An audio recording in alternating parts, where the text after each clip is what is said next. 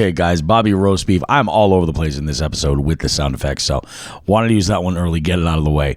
We're going to start the show in just a second here, but I want to chime in right away, right off the top. I'm actually editing the show right now.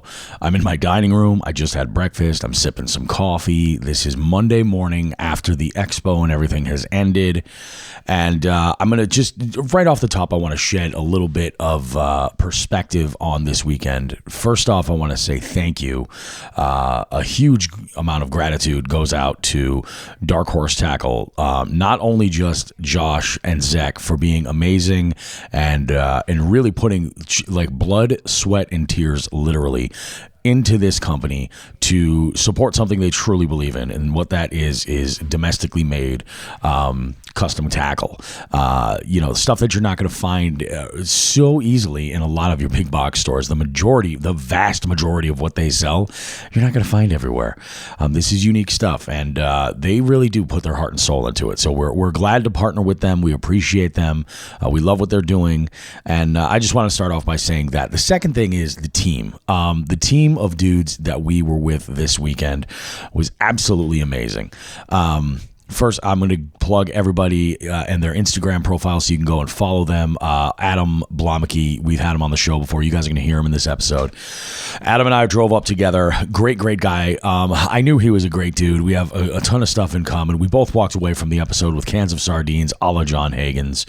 It was just absolutely amazing. Follow Adam on Instagram. It's Adam_Blomeke. That's BLOMEKE. Give him a follow. Josh Chitwood, you guys know Josh from Dark Horse Tackle. Man, I have so many freaking messages coming in right now. Josh Chitwood, give him a follow. Josh Chitwood Fishing on Instagram. Josh is a great dude. I mean, I have never seen somebody so passionate about what they're doing. Like he gives 100% into it, and it is amazing what both he and Zach are doing with Dark Horse Tackle. Obviously, in this chat that I'm going through right here, Zach is under the using the Dark Horse Instagram profile in this chat that I'm getting this list from. But Zach, is the yin to the yang of Josh, and those two dudes work together in an amazing way. Like they really, really are giving 100%, and it's unbelievable. Give a shout out to Seth Taylor. You're going to hear Seth in this batch of interviews that's coming up in a bit. Seth Taylor, Indiana guy. We have a great conversation. Larry Bird gets mentioned. It's good stuff. Seth Taylor is a hell of an angler, just a stand-up dude. Glad that I got the chance to meet him and hang out with him for this weekend. He can be found. He is Hoosier Hookset on Instagram. Nick Deshane. Nick was actually one of our winners for the raffle. I actually have to go and organize a bunch of that stuff. That's happening this week, but I'm stoked for it. Nick, I feel like he is the Canadian counterpart of Jigs and Biggs. If Jigs and Biggs does have a Canadian on location reporter, it's Nick. Let's just go ahead and do that. Joe, I'm making an executive decision. It's Nick officially. So, Nick rolls in, and he brought a bunch of staple Canadian items in with him, and just like what a generous, amazing guy. Also, like an absolute, like he is the geekiest about gear, and just absolutely freaking we were talking swim baits, and he was showing some stuff that he's got, like absolute, like amazing shit. He's got some plans this year that are pretty amazing for travel all over for fishing, and we're gonna get Nick on the show and actually most of these guys we're gonna get full on interviews with and dive deep into detail, because I think you guys need to know who these guys are. So Nick is on Instagram as N Deshane, and that is DESCHAINE 13. N Deshane 13. Follow Nick on Instagram. Then we've got Tom. Tom and I had a great conversation at the live show afterwards, when we were just kind of partying, having some drinks, relaxing. Tom is on Instagram as quiet_your, YOUR_mind underscore fishing. Thomas Wingfield, like he is like all of these guys. These are just amazing dudes, and they have significant passion for what they're doing for fishing and for content. You guys need to be following these guys. Tom, it was great to meet you. Great to have great conversations with you, man. Absolutely awesome. Let's talk Dylan. Dilby underscore fishing. That's Dilby, DILBY underscore fishing. Dylan is awesome. Dylan is a great multi-species angler from New Jersey. He was actually among the first to roll into the house after Adam and I had rolled in, and just what a great dude. In fact, I think Adam and him became fast friends real early on. That first night there were many beers and many stories told while we did a bunch of inventory for Dark Horse Tackle and got some things labeled and ready for the showroom floor. It was absolutely unbelievable. But Dylan, a great dude. Just we had an awesome time. He was when actually most of these guys ended up bunking in the room. It was like camp. It was camp Dark Horse. It was unbelievable. So Dylan, go follow out Dilby underscore fishing. And then I can't say enough about this next guy. I cannot. Dave Urkey, the Wolf of Walmart. Man, what an amazing human being. Dave put a lot of this stuff together as far as connecting Jigs and Bigs with Dark Horse Tackle. He's played a role with Dark Horse, kind of keeping the crew organized and dialing us in. But man, I'll tell you what, if there is a team member that has that same level of passion as Josh and Zach, it's 100% Dave. So go follow. I'm sure you're probably already following him. _wolf _ Walmart. Go follow Wolf of Walmart. His meme game is unbelievable. He's been a huge helpful resource of just, I mean, not just, making connections and things for Jigs and Bigs, but just in conversation and an inspiration, man. Dave, you are appreciated, homie. You made a homie for life. I will be on the West Coast fishing with you in the next 12 months. That shit's gonna happen. Will I be lugging around my tiny plastic boat across the country, or will I be doing so with another vessel? Who knows? But it's going to happen. It's going to happen, guys. So appreciate all these guys that were part of the amazing weekend and my first experience with the Columbus Fishing Expo. I can speak for Joe and myself when we said we had an amazing time. We made friends for life. This is amazing. Like, the Jigs and Bigs family is only expanding and bringing in more people that are close to us that just kind of share and get what we're trying to do. And I appreciate them. I can't say enough. So without any further ado, I'm going to go ahead and kick over to the opening of the show. And as a little bit of a qualifier for this, I want you guys to keep in mind that this was absolute insanity. The production, there's a little bit of feedback in some of the mics that you're going to hear, and it does eventually get cleaned up. I apologize if it's a little bit too much for some of you to hear. Just go ahead and skip ahead if it's really that bad. There's just a little bit kind of in there, and but we had an amazing time. The energy was right. I mean, I'm going to say this was so far the best live show that we have ever done. It trumps every single other live show that we did, and that's you can't change my mind. This was amazing. The environment was right. The crowd was right. Our energy was right. Everything was it was right on. And for having a background in performing, I can tell you, like, this is going to be a live experience for this podcast that I will never forget. And I thank you to everybody who was there. We had some amazing folks in the audience, and I'm grateful that you were a part of the action and enjoyed yourselves. And we really did. We had one hell of a time. So I will see you guys. I'm actually going to do a little outro at the very end of this episode. But again, thank you so much to everybody, and enjoy the debauchery that was the Columbus Fishing Expo weekend with the Dark Horse Tackle team. We'll see you guys after this.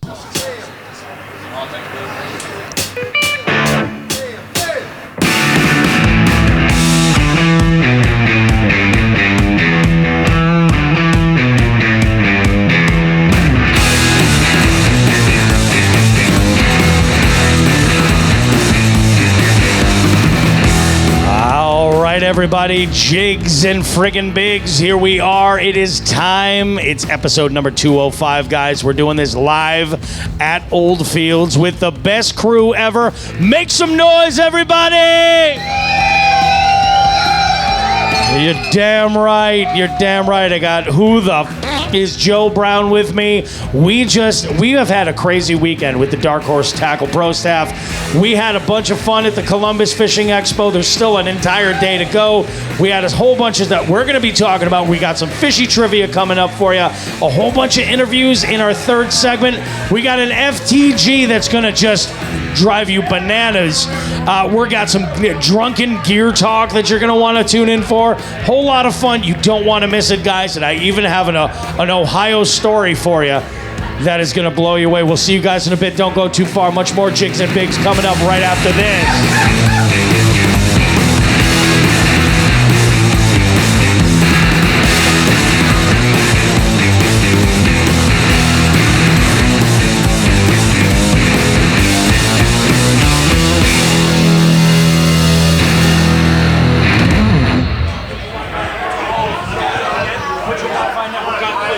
Hey guys, how we doing?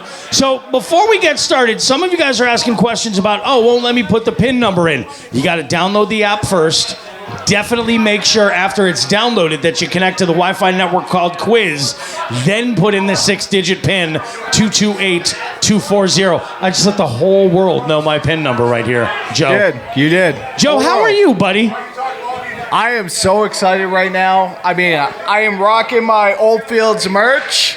Let's hear it for Old Fields. Let's give it up for Old Fields. Hey, give it up for Susie. Susie! Yeah!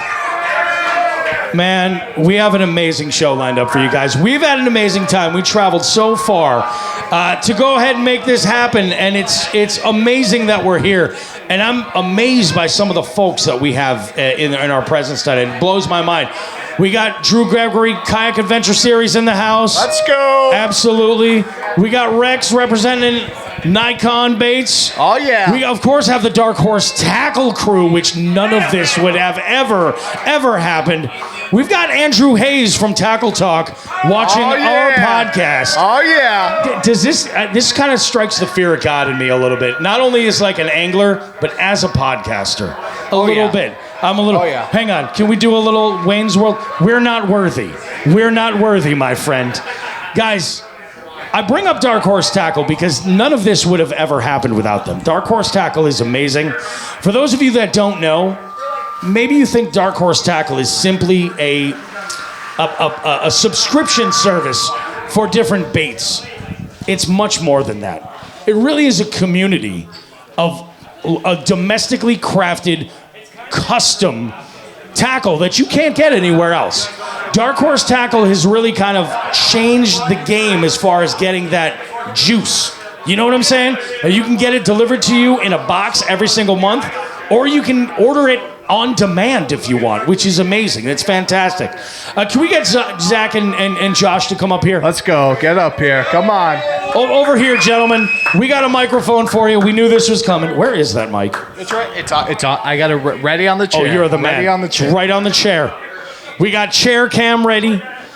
Zach, I know, specifically has been living his best life this weekend. How you doing? Grab that mic behind you, buddy.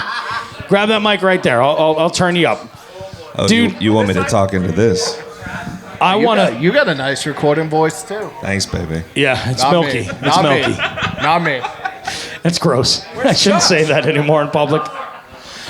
First off, guys, thank you so much. From the moment that we hold on a second, buddy. We love everybody here. One more time. All you guys, Columbus Fishing Expo. Let's hear it one more time. Love it. Before we go any further, I also want to throw this out here. Not only that, but we also have Brad and Matt from The Catch. And I would be remiss if I didn't say that I feel like we are cut from the same cloth. I do. We bring some entertainment to the fishing world. We go down the rabbit holes and we do it unapologetically, and we appreciate that. We got folks sending pictures all over the place. I love it. I love this. This is great. No, but seriously, Zach, Josh, from the moment we started working with you guys, it's been nothing but absolutely amazing. We've seen this company grow And looking back from when you first acquired Dark Horse Tackle to where it is now, the sky is the motherfucking limit. And for real, thank you guys. I agree. I'm glad. That's perfect. That's perfect. Oh, it's good stuff. Thank you. I'm a little no, I'm just kidding. No. I love this shit. Absolutely. And, I feel like this was a partnership that was supposed to happen. And it happened, and I couldn't be happier with it. And I think this is fantastic. And I hope we do this more and more often. And you know what? The guy that we have to really thank for this is this sexy son of a bitch right over here. Oh, the wolf. The Wolf of Walmart. Dave Urke. Hey, I want everybody to make some noise for Dave, the Wolf of Walmart. Possibly Make the a little best bit of human noise. being on the world. Let's go. Let's go. Let's go. Because if there's anybody that truly understands the community and the I guess the camaraderie that comes with the fishing, Look, he's blushing. it's amazing. This It's guy. amazing. This That's guy hard to see over that California tan That's too. right. This guy flew in all the way from California. That's how much commitment he has, and we appreciate it. It's amazing. It's Bobby, amazing. Bobby, I'd What you got? I'd like to take just a moment, real quick. Here. Take a moment. I wanna shout somebody out here, and the person I'm gonna shout out is not only one of the most talented bait painters I've ever worked with in my entire life, but he's also the oldest subscriber, the longest running subscriber to Dark Horse Tackle. I would like everybody here to put your hands in the air, give a little bit of love to Graham from Robusto Custom Lures. Hell yeah, baby. Graham, thank we love you so baby. much. We love you, baby. While we're mentioning this, I should say this. Robusto Custom Lures has been so unbelievably kind to provide an insane amount of prizes to be given out. So during our raffle, which is going to be happening in the second segment, we're going to be shipping out some fantastic stuff. Not just baits, which they're known for, but some really, really nice swag as well. So thank you, Graham. We appreciate you. It's just fantastic. A cock ring? Yes. We can do yes, that. Yes. You'd have to shop for that on the Jigs and Bigs website. That's a little bit more. I don't know about Robusto. If you were looking for a Jigs and Bigs cock ring, we're the right place. We're the right folks. It's just that's the way we work. Don't forget, we're starting our OnlyFans account too. Yes, you'll absolutely. see the video recorder. Absolutely. Our OnlyFans account will be dropping soon. Thank you.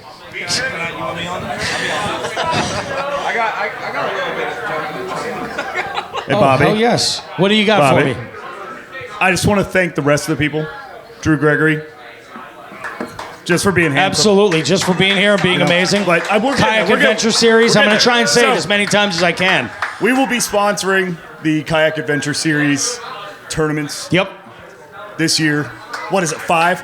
6? 6. Yep. We'll be traveling all over the United States. Want to thank some of the vendors that are here, some of the bait makers. Swamp Pro, J bro. Oh, yeah. J Bros. J Bros. Jake over Cheer there. it. Don't be shy. And honestly, dude, like all the friends we made along the way, the staff that came here, the people that showed up, that's awesome. Andrew, you'll always be Dark Horse Tackle's most handsome boy. And, that's about all I got, dude. Dude, Kick- that was worded so perfectly, Josh. That, my God. Kick the soapbox from under me. I love it. No, and I got to be honest with you. We had an amazing time at the expo. I interviewed so many people. Get ready. You're going to be hearing this stuff for weeks. Some of these stories were absolutely amazing. Some of them will actually just tug at your heartstrings. Some of them will just really just sort of, I guess, inspire you to do Bobby. more than you ever thought on the water. Push that envelope a little bit and step outside your comfort zone. So I'm excited for you guys to hear the content that we recorded. But the thing that I'm really amazed with is that all of you guys are here with us tonight, and that is amazing. You really warmed this salty New England son of a bitch's soul quite a bit with being here. I appreciate you guys. People are just texting pictures left and right, and I am here for it, and I'm celebrating it. A little bit of product promotion. Not this one here, but the next one that comes up, little J Bros product promotion coming up. I'm here for it. Hey, Bobby. Yeah, talk to me. I heard you were changing your name. You did? Now. I heard it was no longer Bobby Roast Beef. I heard you were going Bobby Beefcake. Bobby Beefcake. It comes with a little bit of a different price tag there, Zachary. Zachariah, it does. It's a little bit of a different animal. Is that going to be released with the OnlyFans page? Maybe, for a premium subscription. Can't have how the same name OnlyFans on work. both platforms. Is that like TikTok? I don't know. We have a bunch of teams logged in now. Let's go over and how about a big round of applause, by the way, for Josh and Zach, Dark Horse Tackle. One more. Thank Let's you. hear it. Thank Big you. one for these guys. Love you. Love you. Hey, You guys go ahead and enjoy yourselves. We're gonna go hunt. Let's review our weeks. Although actually, you guys might have some information for your weeks. How was your last week? Did you guys do anything fishy? What's her name? He says. listen. Hold on, I can give you this. Listen, I'll tell you what I did. There we go. I'll tell you. Fishy? Fishy. Dude, everything we've done has been fishy. It's crazy. Like This has been the everything. fishiest Like week I've everything. had in months. So I have not dropped a line in the water in No. like 2 weeks. No, yeah. Okay. However, I've done nothing but like pour over baits, yell at Josh about barcoding baits. We have. I'm in a hotel room, more like a castle, really. Yeah, it's a Right? castle. It's a castle. Yeah. And I've got like all of our staff that have come from all over the country. Like, I don't know, how much more fishy can you get, dude? Look at this. Look at this screen right here. Yes. Thank you. That's exactly what we needed right there. So Just Josh, so you know, our Airbnb that we share with the Dark Horse Tackle crew turned into a Chinese sweatshop Friday night 100% it did. 100% it to did. ensure that everything was labeled the way that it needed to be for the show. I mean, we even had. Oh, I'm sorry, that was Thursday night. It was. I brought my 5-year-old daughter on this road trip with me, and even she was, putting labels and everything on. Printing So labels, we appreciate getting hollered that. at by Zach because those aren't straight enough. They're not straight enough, Emma. A couple broken fingers. Yeah, She got it. Yeah. So he broke a couple of my daughter's fingers, but after that, those labels were extremely straight. listen, I They don't only want make a anybody to mistake ever be once. sorry. I just want you to be better. That's magical. My week was pretty fishy.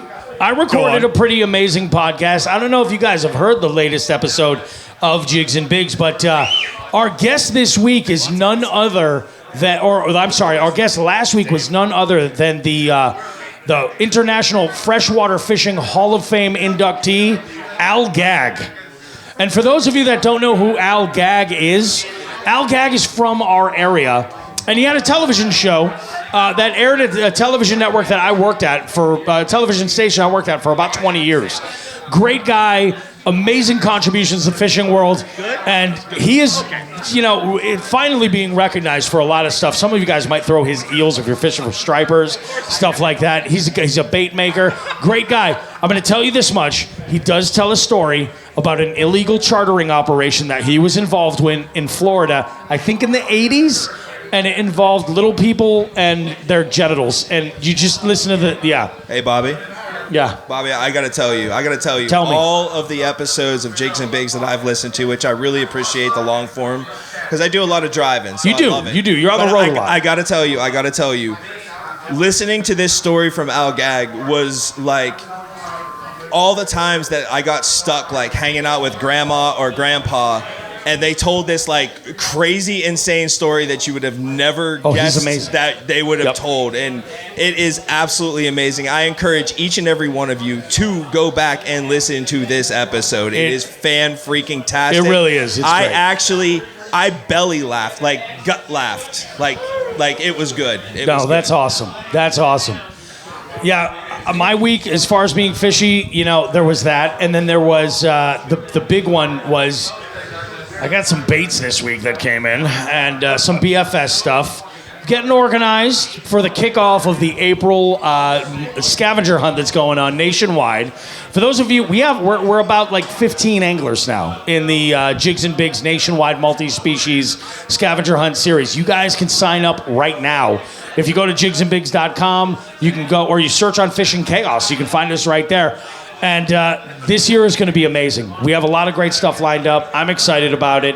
A lot of different changes to the format, but I think you're all really going to enjoy it. I encourage every one of you, whether you're a novice to competitive angling, you just don't care about competitive angling like I do, you're just in it for the fun, or if you're a seasoned competitive angler and you want to kind of, add a little bit of value to your bycatch, this is a great way to do it. Unbelievable. Hey, Bobby. What do we got, baby? I got something kind of cool. Yeah, what's that? I'd like to talk about for the scavenger. Okay, deal. go ahead, talk about it. So we're sponsoring Kayak Adventure Series, right? Yes, you are. Double dipping is encouraged.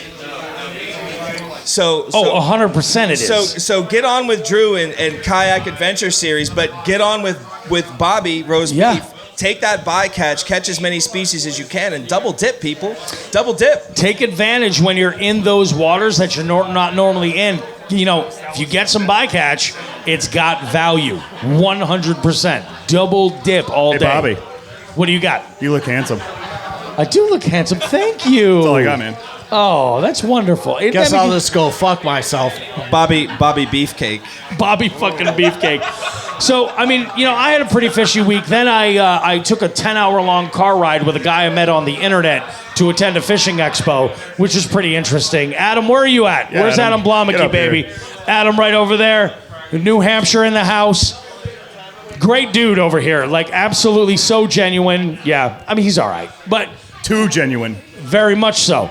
And, that's pretty much where we are. Nerds. What about you, Joe? How was your fishy week? You kind of had something cool go down this week, and we're going to talk about this in Gear of the Week as well. Give it a little teaser if you could. Yeah, so my week started Monday. I actually started off my expo week at the Great American Outdoor Show in Harrisburg, Pennsylvania. I spent a couple days there. We'll talk about it later, but I spent the time helping out one of my sponsors.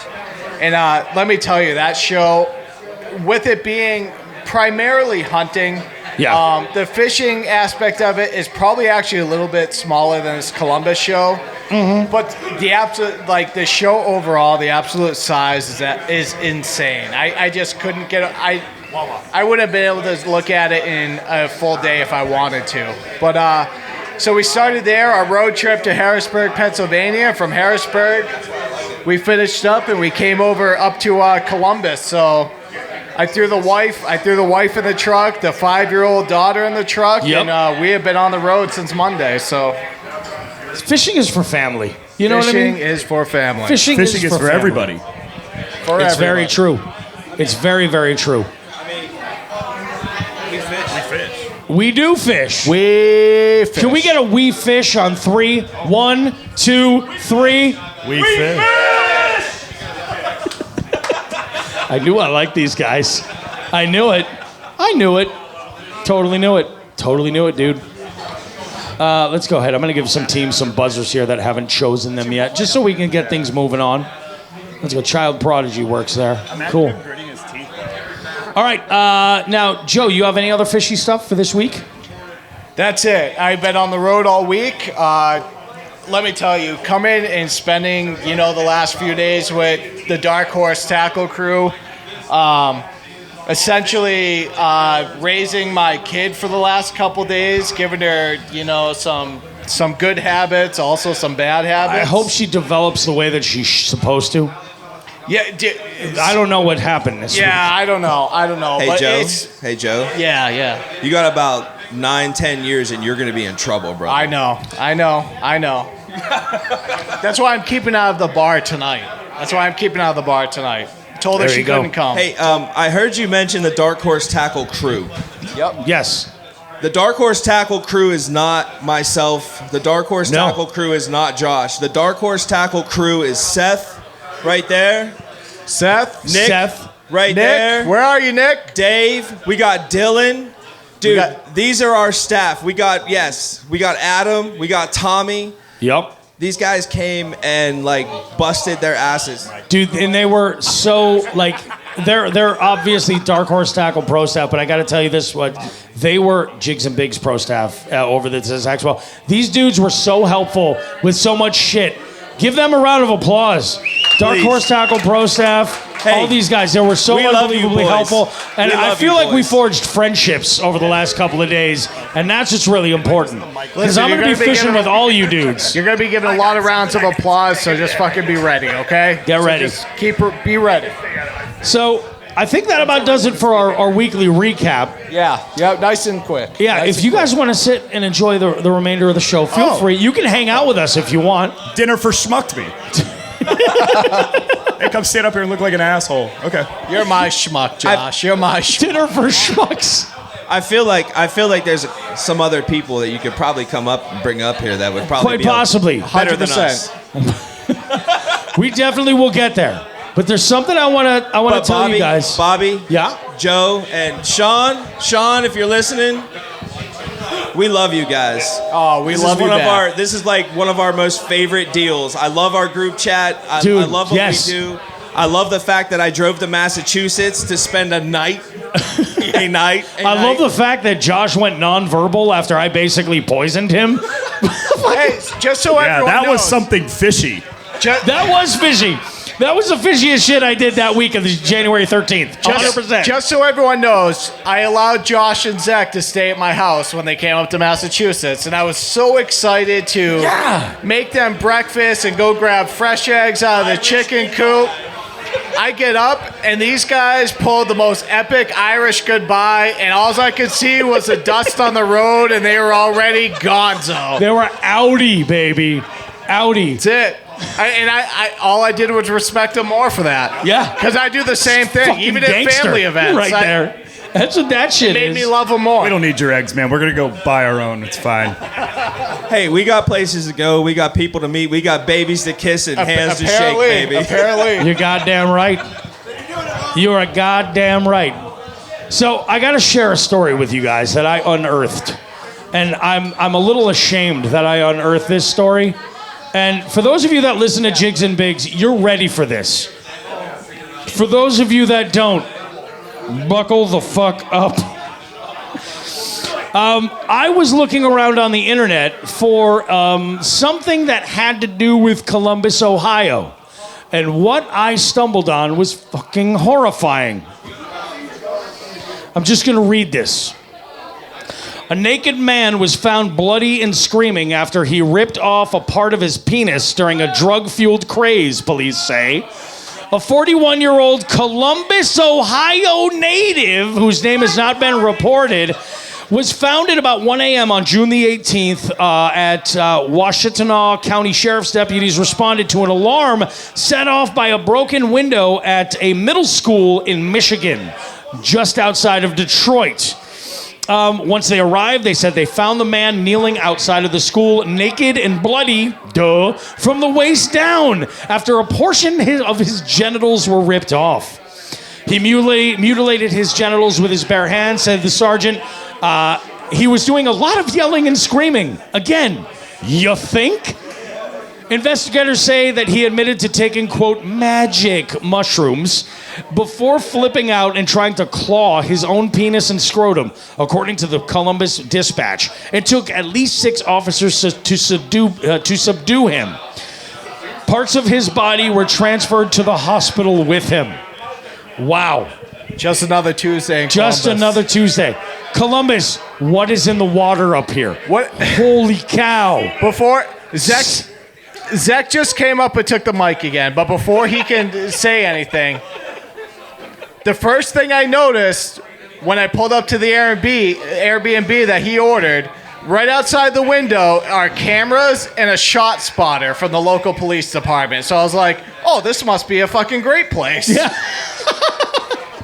All I'm saying is that was not mushrooms. That was bath salts or acid. Oh, yeah. Yeah, look. Probably. I just wanted to Probably. clarify. That's not how that works. Probably. Yeah, it was a little crazy. I stumbled on this in a video on YouTube, and I said that can't be true. To which I decided to go and search for it, and to my dismay, 100% it was. So Columbus, we love you. We are in our kind of town. Absolutely. It feels a lot like Holyoke, Massachusetts here. It really does. And I feel at home. You felt like you were right at home. I really do. In fact, I'm going to rip my no. I think you guys want to play some fishy trivia? You think you're smart? You guys think you're fucking smart? Let's go ahead and do it. Everybody go ahead. If you've connected already, connect your device. All right, get those devices connected. We're going to start. Are you playing? No. No. Okay. I don't want to embarrass myself. That's actually a really good idea. So what we're going to do tonight, guys, go ahead and connect your devices. If you've already downloaded, just open up the app and hit connect. We're going to play a little miniature game of the way I host trivia, really speed quizzing, every night of the week. So when you guys are all doing your live streams and stuff on a Wednesday night or something like that, and I'm like, I'd love to be part of it, I can't. It's because I'm talking to drunk people and asking them questions like this. So get ready. Let's go ahead and do it, guys. I'll explain the rules, how it works. It's really, really simple. I'm making it super, super, super simple for you guys. The way it works is like this. This is a keypad style round. You guys are going to be answering these questions that I ask you live by the keypads that are in front of you, all right? There are 4 different keypad types, and each one of them is for a unique answer style. So for example, let's say you're looking at a keypad with the entire alphabet in front of you. I only need the first letter of your answer. That's it. First letter is going to do it. Couple things to note, though. If your answer is the name of a person, it needs to be the first letter of their first name. If your answer is something that starts with the words the, a, or an, skip those words. Second most common keypad is multiple choice. Thank goodness. Third keypad is all about numbers. Type in the number you want to enter and then hit the enter button to send it to me through the magic of Wi-Fi. And then the final keypad is a sequence keypad. This is where I'll send a list of items to your device. I'll ask you a question. You'll tap them in the order you think they fit the question I've asked. And then bada boom, we're good to go. A couple things to note. 10 points are going to be awarded every time you're correct. However, in this first half, you are allowed to take a second guess. Taking a second guess means you're going to earn half the points for the question. But be aware that taking a second guess is easy to do. For first letter multiple choice, just enter a second option. For a number answer, you can tap on your screen after hitting enter, and it's going to widen your answer by a number on each side automatically. And if you're doing a sequence question and you're a little unsure about one of the items after you put the list in order, tap one item and we'll take it out of the equation to make it that much easier. Last thing to know, we will have some picture questions. I'll send all the pictures right to your phones. Tap the picture to get back to the keypad and give me your answer. Not only am I giving you points for being correct, you're going to get extra points if you're fast. Fast fingers get you everything in life. This is a fact some of us know and some of us don't. Fastest correct answer is going to get 3 extra points, and the runners-up will get 2 and then 1 respectively. Let's go ahead and do it. Now we're going to do half of this round, do a bonus, do the other half of the round, and then do a final bonus. We are going to give away some points to a team. What do we got, Zach? What do you need? I got a question for you, buddy. Hit me with some funny shit. We're going to have a clear winner, right? There's going to be a clear winner, right? 100%, yeah. The clear winner will get a Dark Horse Tackle quarterly box. Oh! Tell them the dollar value on that prize. That's a $200 box. This is a $200 box of baits, buds. Dude, that is so gracious. So unbelievably gracious. Thank you, Zach. Thank you, Josh. You guys are amazing. Let's go ahead and do it, okay? Some of these sound effects I've customized just for you, so I hope you enjoy them. Let's go ahead and play, all right? We'll start with our first question right now.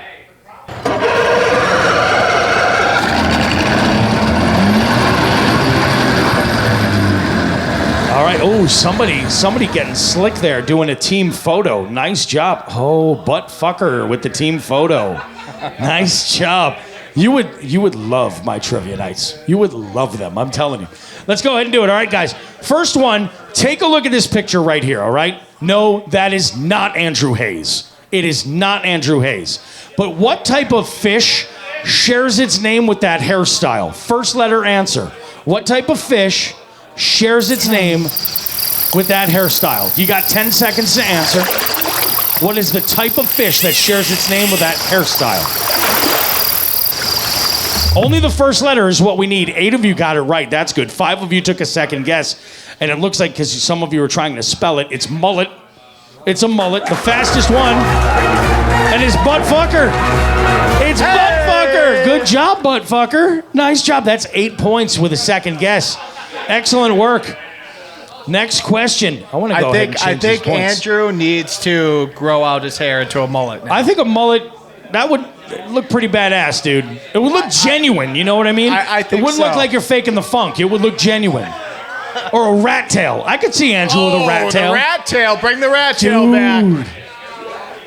What organs enable a fish to breathe underwater? What is the organ that enables a fish to breathe underwater? Now, all of you guys know this, or you should. It's their ears. It's their ears, bud. It's their ears. 9 of you got that right. One team there with a second guess. The correct answer is G. It's the gills. The fastest fingers belong to whom?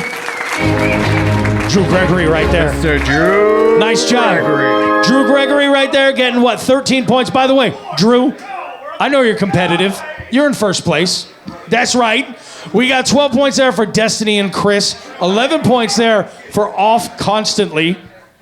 Next question. In the state of Utah, anybody here from Utah? When Expo's in town, it's possible.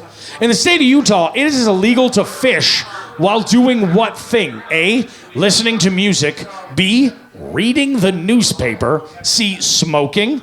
D, sitting on a horse. Or D, talking on a cell phone. In Utah, it is illegal to do which of these things while fishing?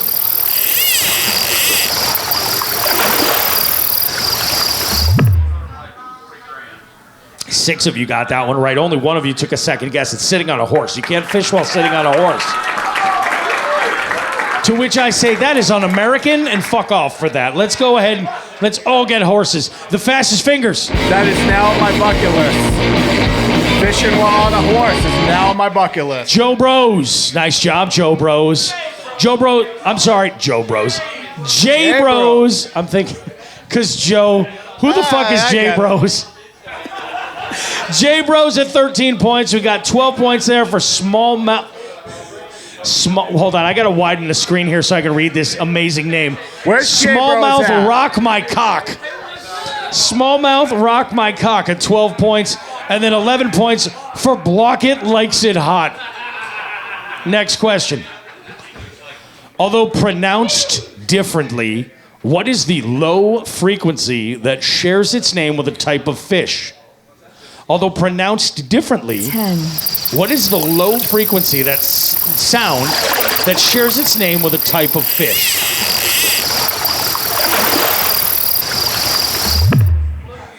Three of you got it right. It's bass. It's bass. That's the low frequency. Bass is the fish, the fastest fingers. Destiny and Chris right there. Hey! 13 points. Nice job. 12 points there for Dark Horse Tackle. And then 11 points for Smallmouth Rock My Cock. Smallmouth Rock My Cock actually blocked a fast track there. Should we have a fast track, I'll explain what that is. We do have to do a shout out to Destiny for coming in and doing an interview with us today. Fantastic interview. Phenomenal interview. Destiny, yes, absolutely. We're going to squeeze that one in this episode here for sure. Oh, this is good. What is the 3-letter word that's the name of the fish egg used to make caviar? 10. What is the 3-letter word, only need the first letter, of the fish egg that is used to make caviar? 6 of you answered correctly. 2 of you took a second guess there. The correct answer is R. It's rose. Somebody say jizz. Nice. That's what I was gonna put. The fastest fingers in the bonus right there. Destiny and Chris. Hey! Oh, by the way, Destiny and Chris, I don't want to put any pressure on you guys, but if you manage to get the fastest correct answer for the next one, you get a 20-point wild turkey bonus. And life is good. Life is good. Runners up. We got 12 points to Off Constantly, and then Fish Dicks? Really? Fish Dicks at 11. Yes, sir. Next question. What is the fish that shares its name with something that a bird sits on? 10. What fish shares its name with something that a bird sits on? Dude, this Pilsner is great, and I'm upset that it's kicked. 8 of you got it right. It's a perch, baby. It's a perch. And the fastest one. Swamp Pro. Where's Swamp Pro? Swamp Pro, and I love that Swamp Pro picked the most obnoxious buzzer in the entire bunch. There's like 500 of them. Awesome job, Swamp Pro. Respect. My hat do be off. Nice job. That is worth 13 points. 12 points to Block It Likes It Hot. He truly does. And then Smallmouth Rock My Cock at 11. That sounds so inappropriate. It does. It does. And Question number 7. I know Zach was about to go All right. branch fishing. This is for you guys, you cat fishermen. What is the name of the sport where you fish for catfish using only your bare hands? Is it A, fondling, B, wrangling, C, noodling, or D, fisting? 10, What is the name of the sport where you catch catfish using only your bare hands?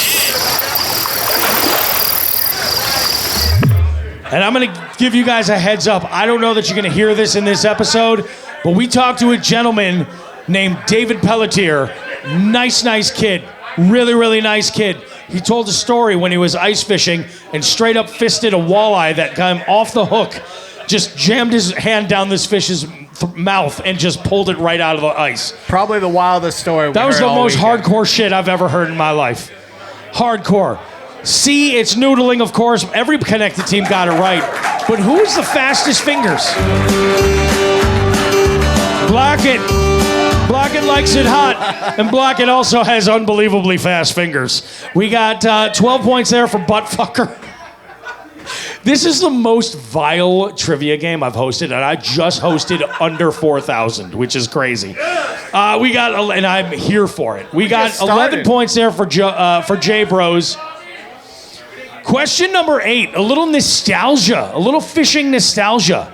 What's the name of this product on the screen? First letter of the name of the product right here. 10, 10 seconds. First letter of the name of that product. You guys know you considered one night ordering one of these sons of bitches on eBay. Exactly. 5 of you got it right. It is the Pocket Fisherman. Yeah. I did not know that one. You didn't know that one? I didn't know that one. Oh, man, that's OG stuff right there. The fastest fingers there, J Bros. J Bros at 13. We got Dark Horse Tackle at 12. And then Buttfucker at 11.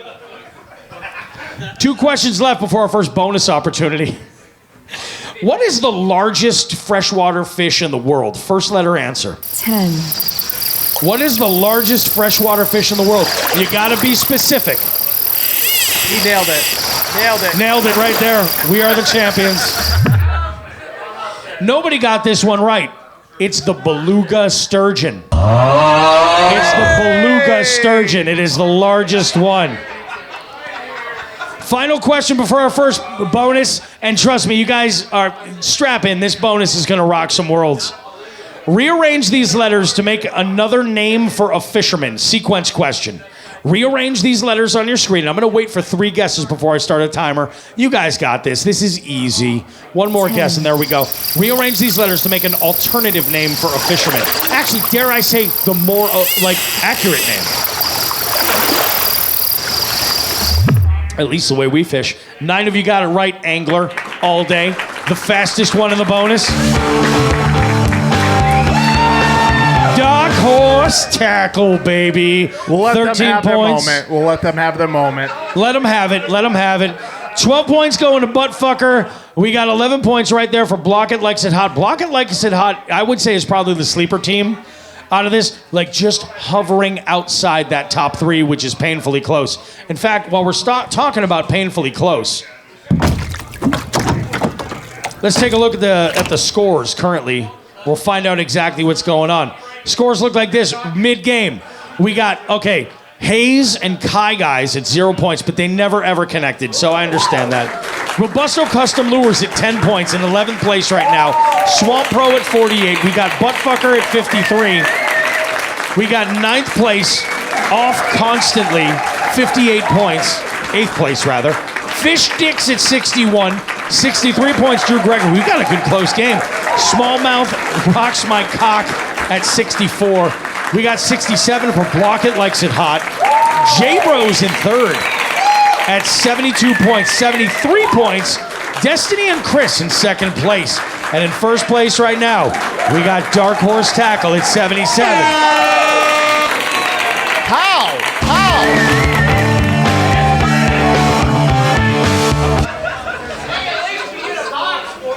So here's what we're gonna do.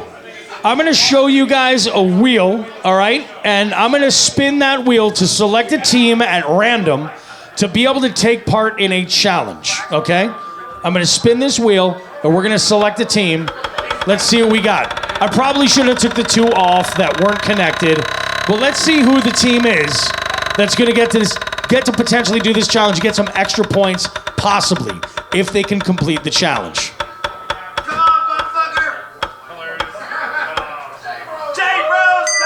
All right, J-Bros.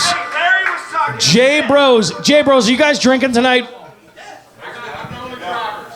Oh, okay. All right, good. All right, so J-Bros, we can work this together. This will be all right. So J-Bros, we're going to play a little game that Bobby Roast Beef calls Drinko.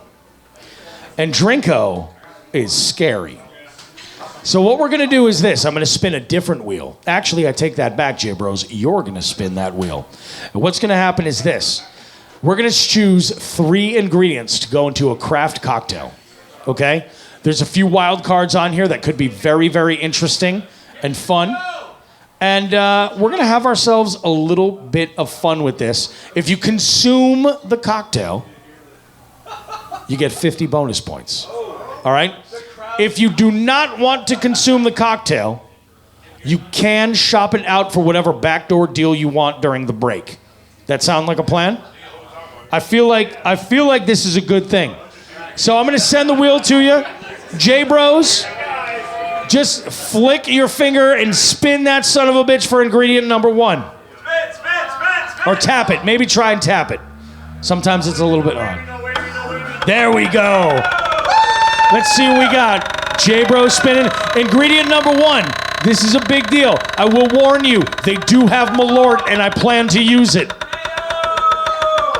What do we got? Is it going to be... Oh! Susie, it's your time to shine. Where's Susie? It's Susie's time to shine. Bartender choice. That can be literally anything under this roof that is safe for human consumption. And if it's not, because we're not animals, we will boil for safety. We have another bartender back there too, and I gotta make sure I get his name. We do. How about that wheel? Spin it again, J-Bros. What's ingredient? So we got bartender's choice. Bartender's choice is interesting and dangerous and very fun.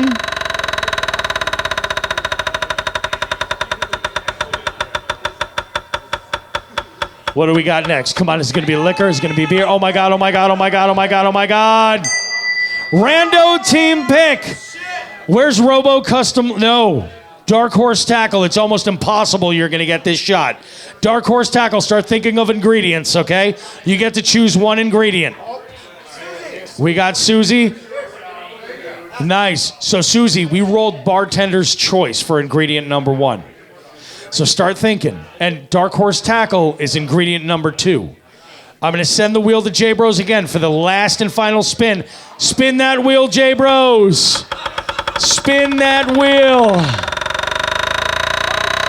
I did. I'm a bastard human being. Bobby cut me off. I see how it is. What do we got? What's the final ingredient going to be? I want the egg. No. It's supersized. We've got pint glass plus a spin. So I'm going to help out a little bit. I'm going to take out the ones that have already been chosen. Pint glass plus a spin. Rando team pick. Where's bartender's choice? There it is. All right, let's do it. Final ingredient. We're supersized now. Final ingredient, J-Bros. Spin that son of a bitch. Let's go egg. J-Bros hates me right now. J-Bros is like, dude, I don't care what you catch on my baits. Don't tag me. I don't want to be associated with this shit show any longer. Oh. Salad dressing. So we have bartender's choice, we have random team pick, and we have salad dressing. Guys, we're going to take a short break, okay? And when we come back, we're going to finish this up. And it'll be good. It'll be great. You're going to love it.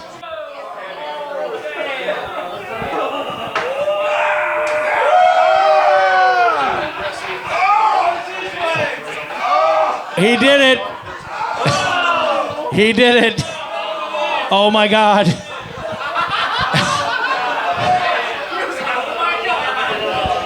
And I'll tell you, J-Bros made the right deal because he said, I'll take 10 points. I'll take 10 points, but you can have 40, which means that, what team are you, Adam? Nobody beats us constantly. Dude, that was a really good deal because the points that you got put you in first place. J-Bros is in second place with a nice little lead. My goodness. Do you guys understand why I do this? This is my career. I'm not going to give it up. I love this. I love it. Let's go ahead and do it. Finish up our round and do our final bonus question. This is the Columbus. Yeah, that's right, Bobby. All right, so these points kind of change. The rules are exactly the same, except two things. First off, being the fastest correct answer means you're going to get 5 points extra instead of 3. The runners-up will get 4 through 1, respectively. Now, you are limited to one guess and one guess only. It gets a little bit more difficult. Here we go.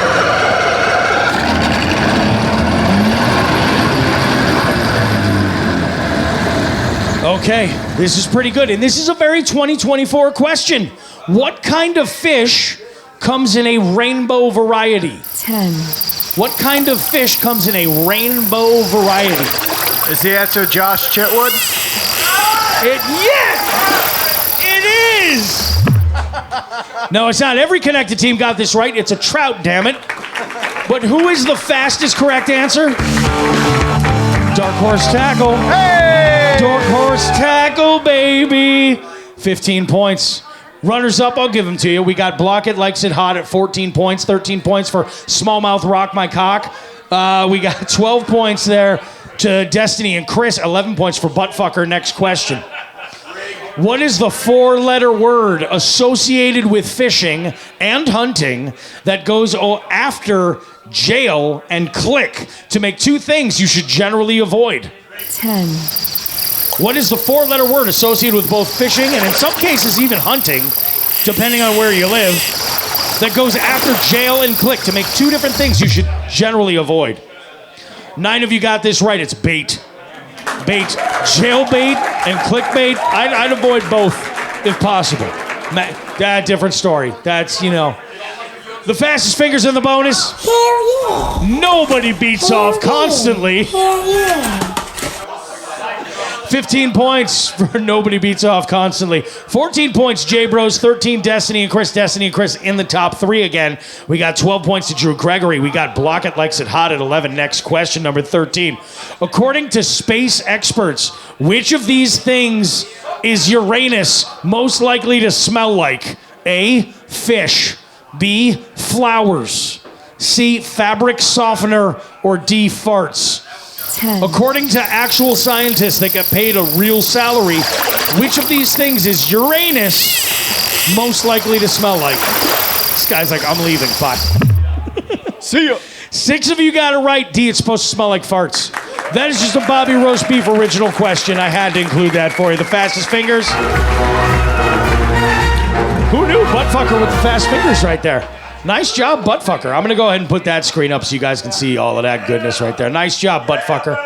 Footbucker. Stupid question here, but cryptically speaking, what is the type of fish that the guy is playing in this picture? Cryptically speaking, what type of fish is this guy playing in the picture? 10, 10 seconds. Now, these picture questions don't work for the listening audience. First letter answer? Nice job. He's playing a bass. The electric bass. With the fastest fingers in the bonus there. Destiny and Chris, what's up? 15 points. Nice job, Destiny and Chris. Runners up, 14 points to Smallmouth Rock My Cock, 13 points to J Bros, 12 points going to Block It Likes It Hot, then 11 right there for Off Constantly. Next question, number 15. Yeah, number 15 of the total game. Love this question. This is some Western Mass Connecticut River bullshit. Buckle up. The stuff of nightmares.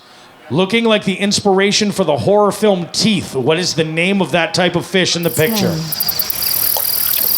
I've been smallmouth fishing before at this one river in Chicopee, which is the absolute armpit of Western Massachusetts. It truly is. And I've had these swim by me 3 feet long, and it's given me the chills every time. I hate them. Every one of you got this right. The correct answer is L. It's a lamprey. The fastest fingers. Hell yeah. Off constantly, baby. Hell yeah. Off constantly, just killing it. Next question. What word refers to a physical challenge in some sports but means the equipment used to take part in the sport of fishing? 10, What is the word that means a physical challenge in some sports but it means literally the equipment that's used to take part in the sport of fishing? Some of you guys got this right away. 3 of you got this. It's tackle. Tackle, the fastest one. Dark horse tackle. 15 points. Block It Likes It Hot follows. Destiny and Chris got 13 points. It bumped up to second place. And they're only 1 place away from first. Question 17. Where on a fish would you find the caudal fin? A, on the top of the body. B, on the side of the body. C, on the underbody. Or D, the tail. 10, Where on a fish would you find the caudal fin? A, on the top of the body, B, on the side, C, under the body, or D, the tail. That was too much, Drew. You deserve better than that. I shouldn't have given the physical. I'm sorry. I have a lot of respect for you as an angler and a content creator, and I'm a bastard man. 2 of you got this right, guys. D, it's the tail. The fastest fingers there. Robo Custom Lures, baby. Yes. Question, we got 3 questions left. First letter answer. What is the fish that the Major League Baseball player in this photo shares its name with? 10, What fish does this Major League Baseball player share their name with? Listeners, I hope you're enjoying this. I really do. 8 of you got it right, guys. The correct answer is T. It's Trout. It's Mike Trout. The fastest fingers. Block It Likes It Hot. So hot. Spicy. It's a baseball question. I would have been disappointed. If he didn't get It's it. true. It's true. He's got a baseball background and he's an angler. I mean, come on. The cards were stacked in his favor. Yes, baby. Yes. What name is given to a young fish? 10, What do we call a young fish?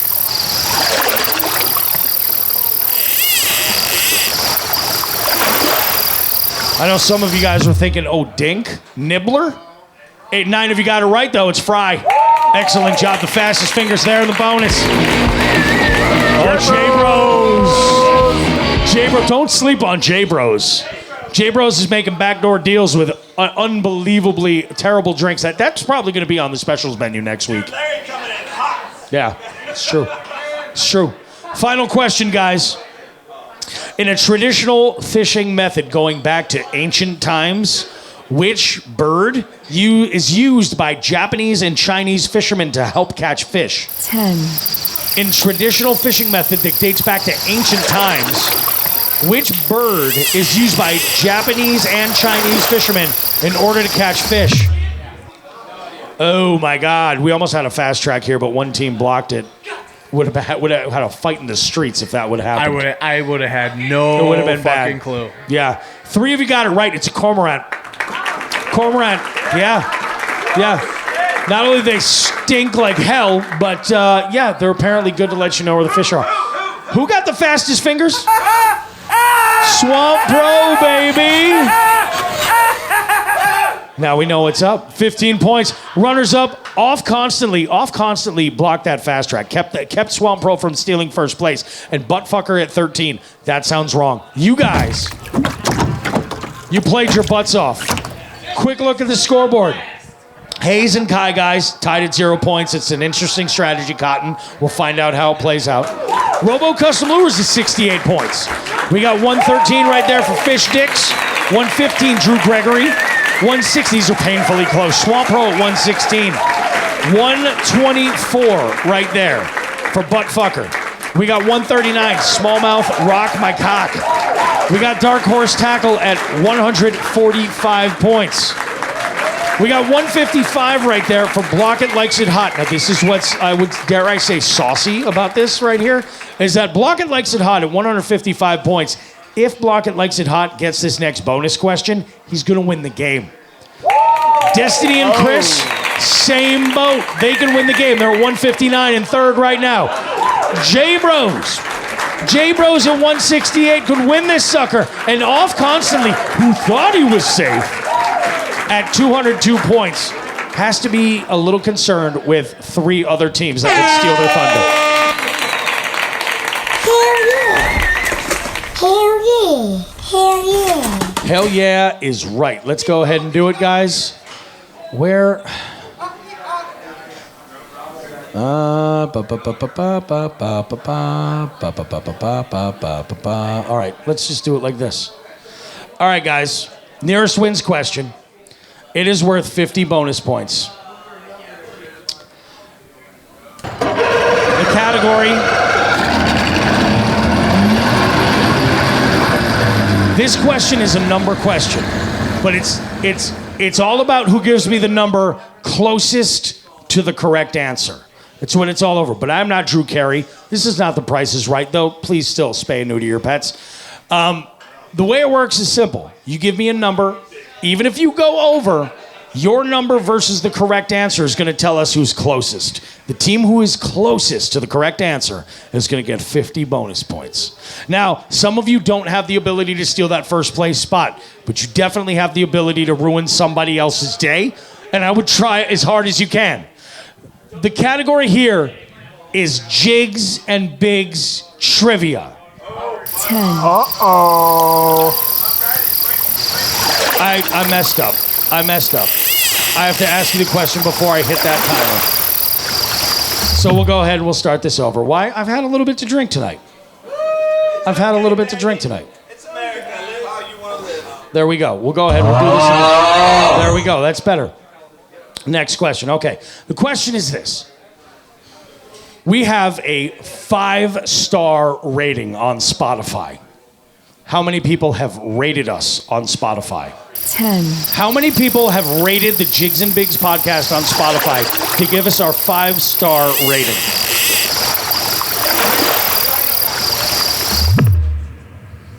Well, this is interesting. The correct answer is 55.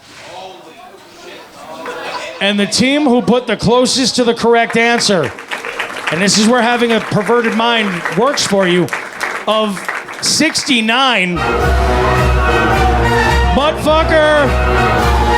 Buttfucker. So I say this because, please, that's embarrassing. Please go and rate this show. I don't care if you rate it 1 star, but it's embarrassing. Please. Go ahead and rate us on Spotify. That would be fantastic. How about a round of applause for our first place team? Off Constantly.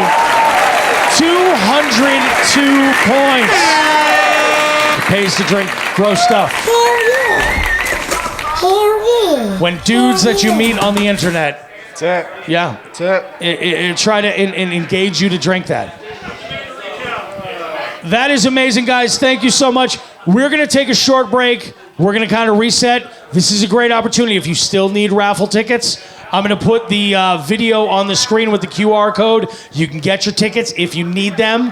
And we'll give you about 15 minutes, and then we're going to go ahead, do our second segment, and then we'll announce our winners and call it, and then we'll be able to party. It'll be a good time. Hey, you have Tyler and Susie working the bar. Make sure you tip them well, please. Tip them well. Yeah, be very, very good to Tyler and Susie.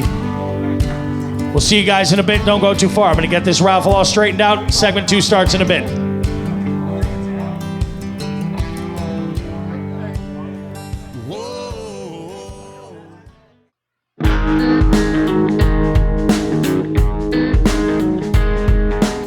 Jigs and Bigs wants to take a moment to say thank you to our partners for helping us continue to push the limits of our fishing adventures and bring you amazing long-form podcast content. We need to thank Dark Horse Tackle, Omnia Fishing, A-Bay Lure, The Bay House, and The Ship Motel. We can't forget about Three Bells Outfitters, Torres Sunglasses, and of course, Reaction Tackle. Be sure to check the description of this podcast for any associated affiliate links or promo codes they've generously provided our listening audience. Again, we cannot thank our partners enough for their support. Please consider supporting them and supporting the show in the same process. Thanks.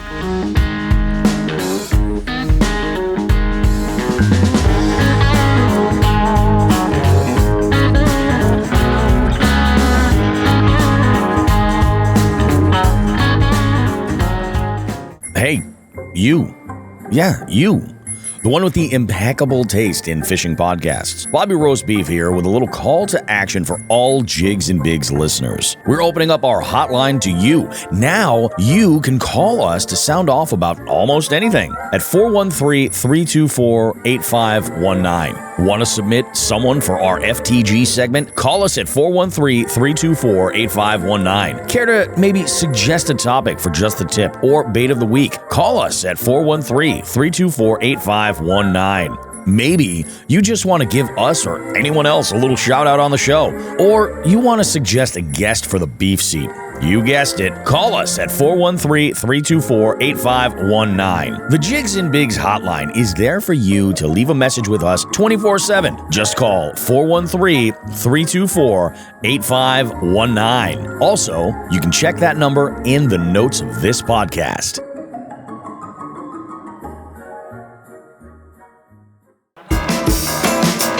Bobby and Sean now have a special presentation for us all. They'd like to give everyone just the tip. It's true. The OG Just the Tip. Straight up podcast perversion right there. That's what we're delivering for you guys. Guys, this week's Just the Tip, we got a good one for you. I don't know that everybody really understands the whole grasp of exactly what Drew Gregory has to offer. I'm going to take a look from his bio right here. This man is not only a product designer for some of the best kayaks available for real specialized uses, but we're talking about a Bassmaster AOI right here as well, guys. And we've invited Drew to come up and give a little fishing tip. And we're also going to talk a little bit about the Kayak Adventure Series as well, because it's amazing. And you guys should all enjoy it. Absolutely. Why not?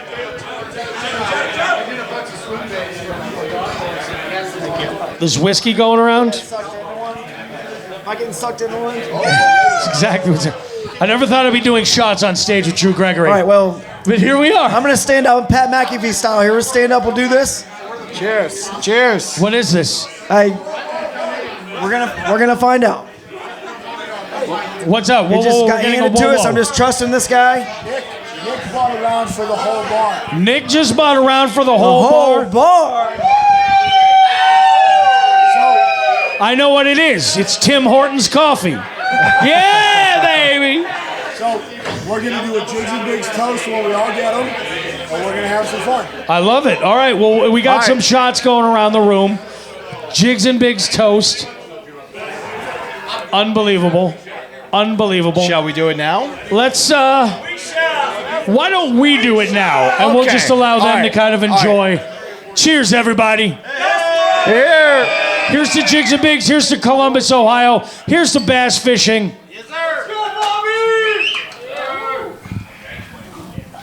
That was way better than the last shot. Burn's going down. Feels Nick, so good when it hits you. I don't know what it was, but you got style, my friend. It does. So, Drew, again, go ahead. Give us a tip. Tell us, educate us a little bit if you could. All right. Let's see. So, a tip today. So, Andrew Hayes and I were talking over there, Tackle Talk podcast booth, about how it's funny how people don't think about their rod, reel, line, lure, hooks, everything, all the setup in relation to you're trying to catch the fish of a lifetime every time you go fishing, right? So why are people just set up for these wimpy, medium, average size fish? They don't have their gear stout enough You know what I mean? Like for that fish of a lifetime. You're always planning when you go out on the water to fish, always plan for that. Because when you only get a few chances at that in your life, if you want to get that sucker in, you don't want to be prepared. So that's a little tip for you guys out there. Make sure you're always planning everything, the lure size, the hook, line, everything for the biggest fish in the pond, not the smallest, medium, whatever. Dude, so that's a good one. Simple. And if it's okay, I'd like to add something on there because I think this is important. Retie more than you think you need to. Absolutely. Because if you have a fish of a lifetime on and your line snaps because you were fishing some rocks and it got hairy, you're never going to forget that. Absolutely. As a kayak angler too, you got to almost go up a level. I use mostly straight braid because their kayak's moving. You're not from the bank or on the deck of a bass boat where you can take a crow hop back and really hammer them like Chris Lane or something, Yep. You can't. You're moving. So always up it a little bit in a kayak, a little bit. Your medium heavy should be a little bit closer to heavy than medium. You know what I'm saying? So always gear up for the biggest fish you want to catch, you hope to catch, you dream to catch, not the fish that's just like blah. Solid gold, straight fire right here from Drew Gregory. It's simple. It really is. You're making it, Zach. You're making it too much. Maybe not. Maybe you just had too much to drink, and you're making me feel. I thought it was a good tip. Simple. I don't know if it's the best tip ever. I don't know. I'll take it. Let's talk about the Kayak Adventure Series, though, because I got to be honest with you. I am not a competitive angler. I make no secrets about that. But I love this series because of the camaraderie and the community that it's all about. This right here. This is it. This is what it's about. No doubt about it. That's the focus because you can't guarantee you're going to catch the big fish or you're going to hook the ones that are going to win. You can't ever guarantee that in fishing. But we can always guarantee a good time. Hell yeah, just like this. Yes. So that's what it's all about. I love that. The festival component. The fact that we're going to be in a theater for results. And we haven't even mentioned yet that GoPro is the headline sponsor of this whole thing. It's insane. They believe in us. Yeah, GoPro. Thank you guys so much for believing in us. What's up, boys? Woo!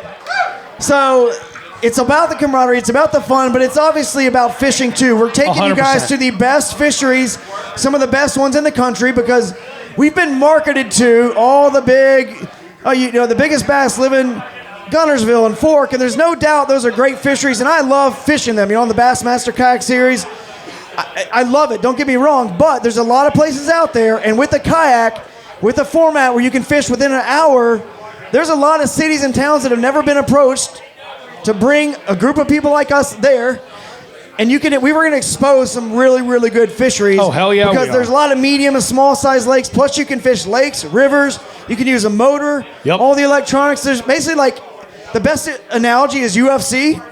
You got Muay Thai, Jiu-Jitsu, wrestlers, boxers, everybody coming together to compete in one, octagon. That's a great way to look at it. And think about it. You got people here who loves live scope. A lot of people will say, yeah, I do. Of course. Who loves lakes? I do. Well, who loves rivers? I do. Creeks. Using simple 3-4 rods, and that's it. Yeah. We're letting you all fish your style. The creek and river guys can launch from anywhere that's public.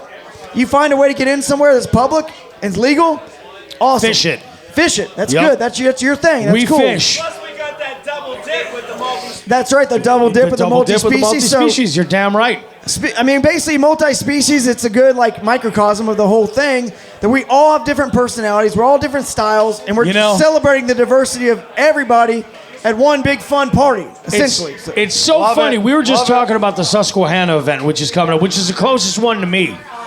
Delirious Angler and myself were talking about doing the team setup. Just to have fun and enjoy it. Yeah, two-man team division, individual division, two-man team. This is the most innovative tournament fishing that I've ever seen. As far as the availability and the options that you have to enter. Dude, there's a micro bag. That's amazing. For 5 smallest, minimum of 5 inches. I got that fucking right.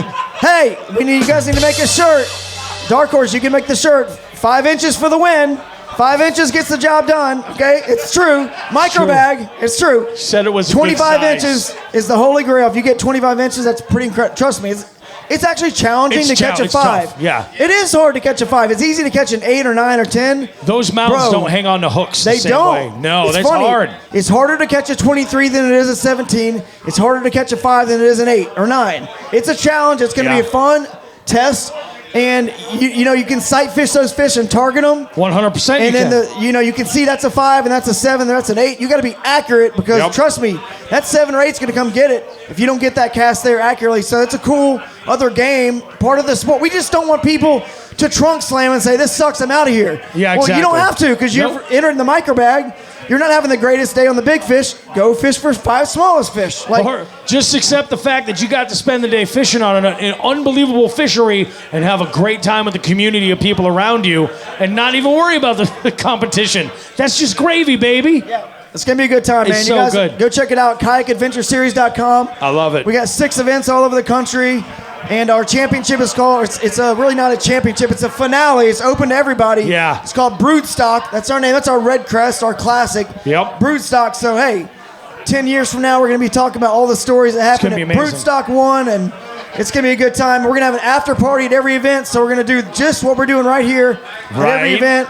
Opening ceremonies, closing ceremonies, bouncy houses, Fucking bounce games, houses, drinks. dude. Dude, we got insurance. You don't get too crazy on the bouncy houses. The kids I'm zone. going- It's I'm the going- kids I'm zone. going in a bouncy house. I I'm know. going in a I know. bouncy- Joe gets I'm a scared pass. to- He's I'm got a scared to baby take you face. He guys. gets a pass. With this crew, I'm a little scared. We actually need the insurance that we have. But It's true. It's gonna be It's a good true. time, guys. I can't wait to see you guys out there. The first event, Shoalie Palooza. You can catch a shoal bass in Georgia. Only place they live in the entire world. I've caught a couple over 7 pounds. Incredible fish. If you've never big caught a fish. shoal bass, the city of Thomaston, Georgia is already telling me we're gonna have 5,000 to 7,500 people there just from their city and their county. They're blocking off the streets, allowing open container, the kids zone, the live music, a band, huge It's gonna be a stage. party. It's going to be a party. Yeah. It is going to be a party. Straight up party. A good time. So I could go on and on. If you can't tell, I'm passionate about it. I'm still going to fish the Bassmaster stoked. as well. Yep. But I just felt like we needed this as a sport to be able to make sure we can fish and access a lot of the water that the kayak really excels. 100%, And be able to just kind of have fun and come together. So I appreciate I'm pumped, that, guys. man. Give it up for Drew Gregory, guys. Just Thanks, the tip. guys. Letting us know about Kayak Adventure Series. If you have one of those adorable little plastic boats like I do, let's put it to work, okay? Let's go fish the Susky together. Maybe travel a little bit. As this grows, I'm excited to see what happens. Thank you, guys. I hope you guys are. We have an FTG for you, and it's she's a doozy.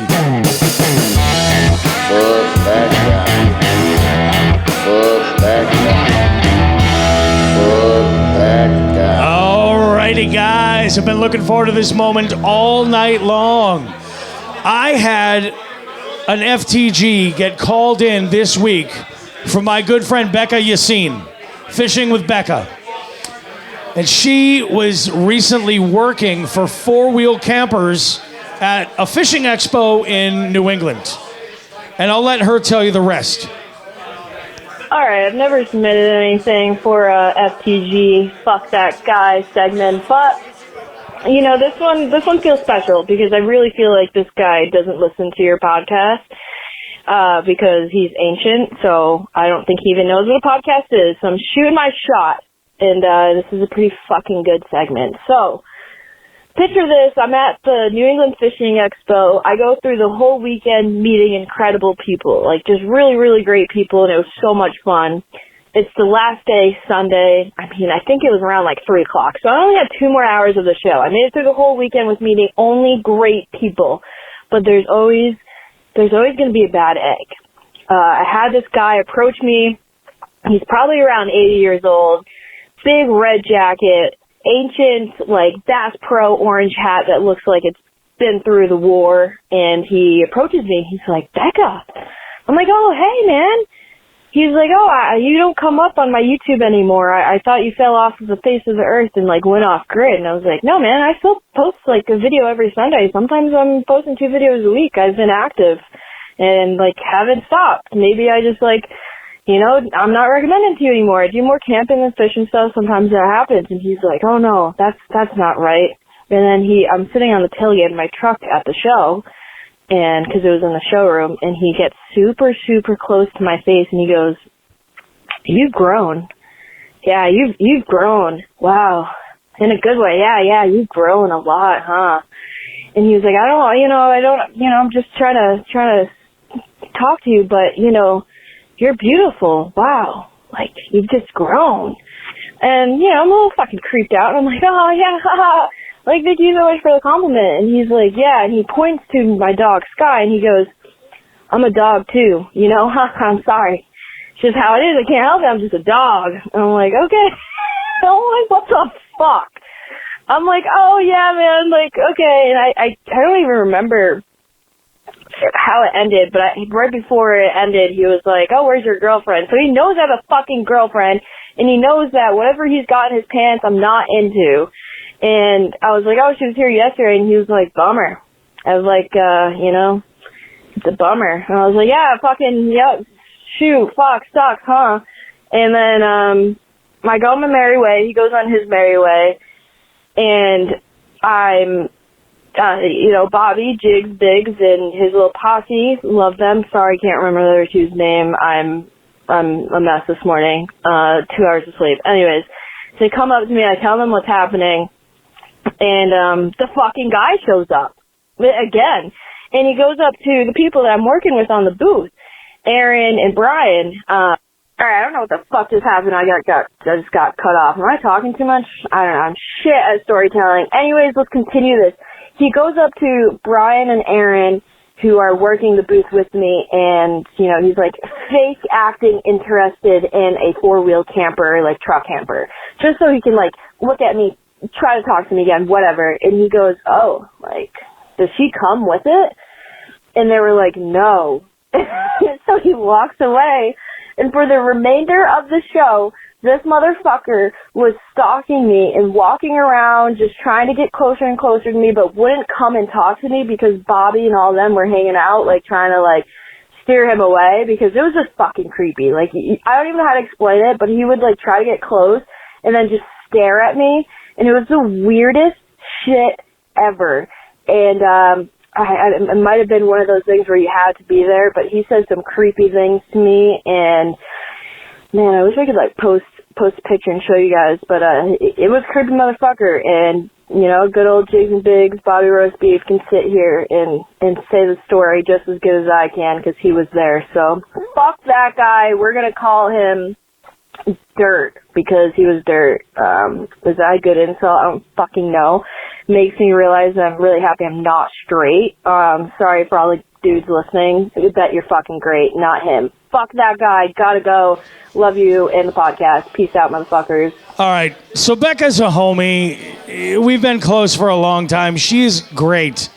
And I gotta tell you, it really irritated me seeing this situation firsthand at the New England Expo. And I gotta tell you, guys, we have got to take better care of our female anglers in the community.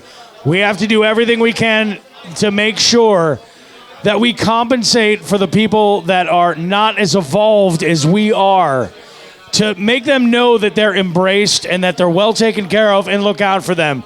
And if it comes down to it, try and educate those that are a little bit less, less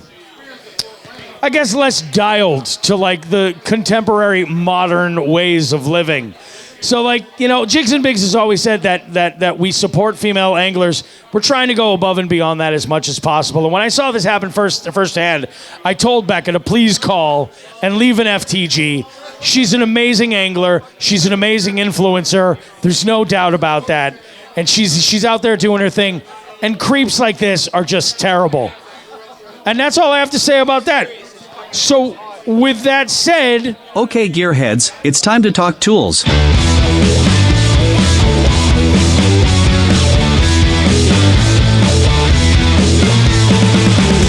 Jigs and Biggs Gear of the Week. All right, guys, Gear of the Week this week is a good one. We are going to get to feature something that Joe is unbelievably proud of right here. So, Joe, I'm going to let you go ahead and take this. So first of all, I know we have a lot of bait makers in here, and I just want to say we love and respect all of you. But this week, we kind of doing a little bit of a spotlight on certain companies, and this week's going to be the Fish or Die Bait Company. So Fisher Dye Bait Company, they're out of Pennsylvania. They are not only veteran-owned, they are active LEO, law enforcement officer-owned. I am very proud to say that they are one of my sponsors this year. I had the honor of going down to the Great American Outdoor Expo with them and working for a few days, but Taylor Magditch, he's an awesome person who owns the company. Him and his family, they hand pour, hand pack all these baits. And the great part is, they do it right here in the U.S., and you'll know by just hearing some of the names of their baits, being, Warbird, the Sherman, the Benedict, the Ramrods, the Musket, the Howitzer. They're just phenomenal soft plastics. Not only does he do soft plastics,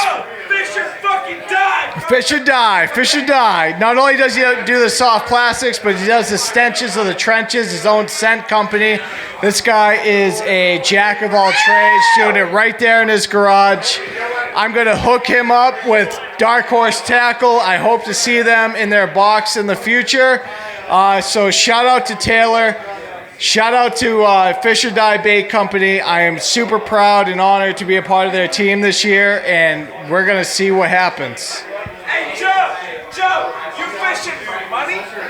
I am always fishing for money. He's always fishing for money, baby. I am always fishing for money. Hey, he got a Dark Horse Tackle hat on. That's right. I love it. I love that. Right. Guys, I can say this about Fish or Die. So Joe was so thoughtful to bring your boy a bait that he knows I'm going to throw. Yep. And that's the Ajax 3-inch. It's like a Gobi style plastic. Yeah, so Fish or Die just dropped this about 3 months ago. This is what they call the Ajax. This is a representation of the Gobi.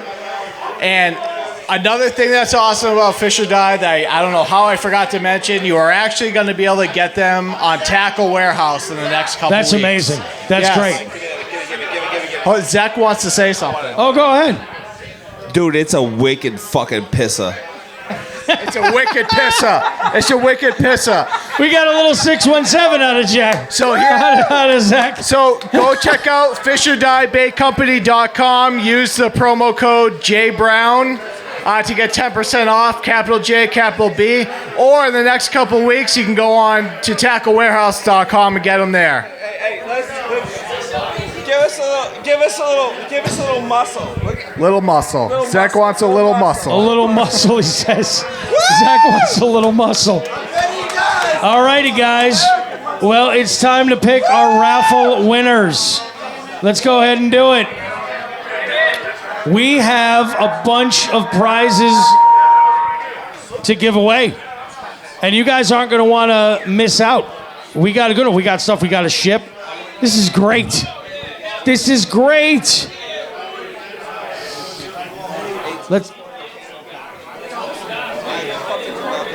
Let's go ahead and talk about our first raffle item. Our first item is from the company Heat Your Meat, which you very well may have discovered in one of the recent Dark Horse Tackle boxes. This is a sampler pack with a bunch of their stuff. We have two of them. We have one going to Texas. Vidal and Inguez. Rex Harris wins the other one. Nice job, Rex. Reaction Tackle. Some of you guys have some braid on your tables. Reaction Tackle Braid Challenge. Feel free to try that braid out. They have sold over 1 million spools of braid. It is the braid that I love and the braid that Sean the Fisherman uses exclusively. It's fantastic stuff, but we have some accessories to give away. A bait wallet. We also have a we have a bait wallet. We have like a 15-pack of stick baits and some tungsten shaky heads. That's going to Eric Watkins. Eric's here. Eric, I got your prize for you tonight, buddy. I'll hook you up after the show. John Hagens is winning our first Omnia t-shirt and subscription pack for their app, giving you breakdowns of bodies of water, bottom content. We're talking all all of your mapping needs, everything right there, tied directly in with Omnia. That's our first winner, John Hagens. Roadkill Nick wins the second one from Omnia. And Jacob Fawcett. We interviewed him today. We did. Jacob Fawcett, he won the third one.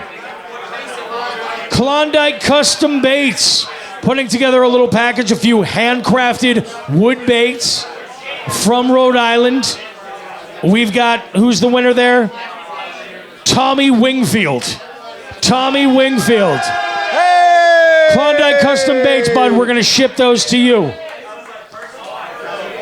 Robusto Custom Swag and Baits Pack, number 1.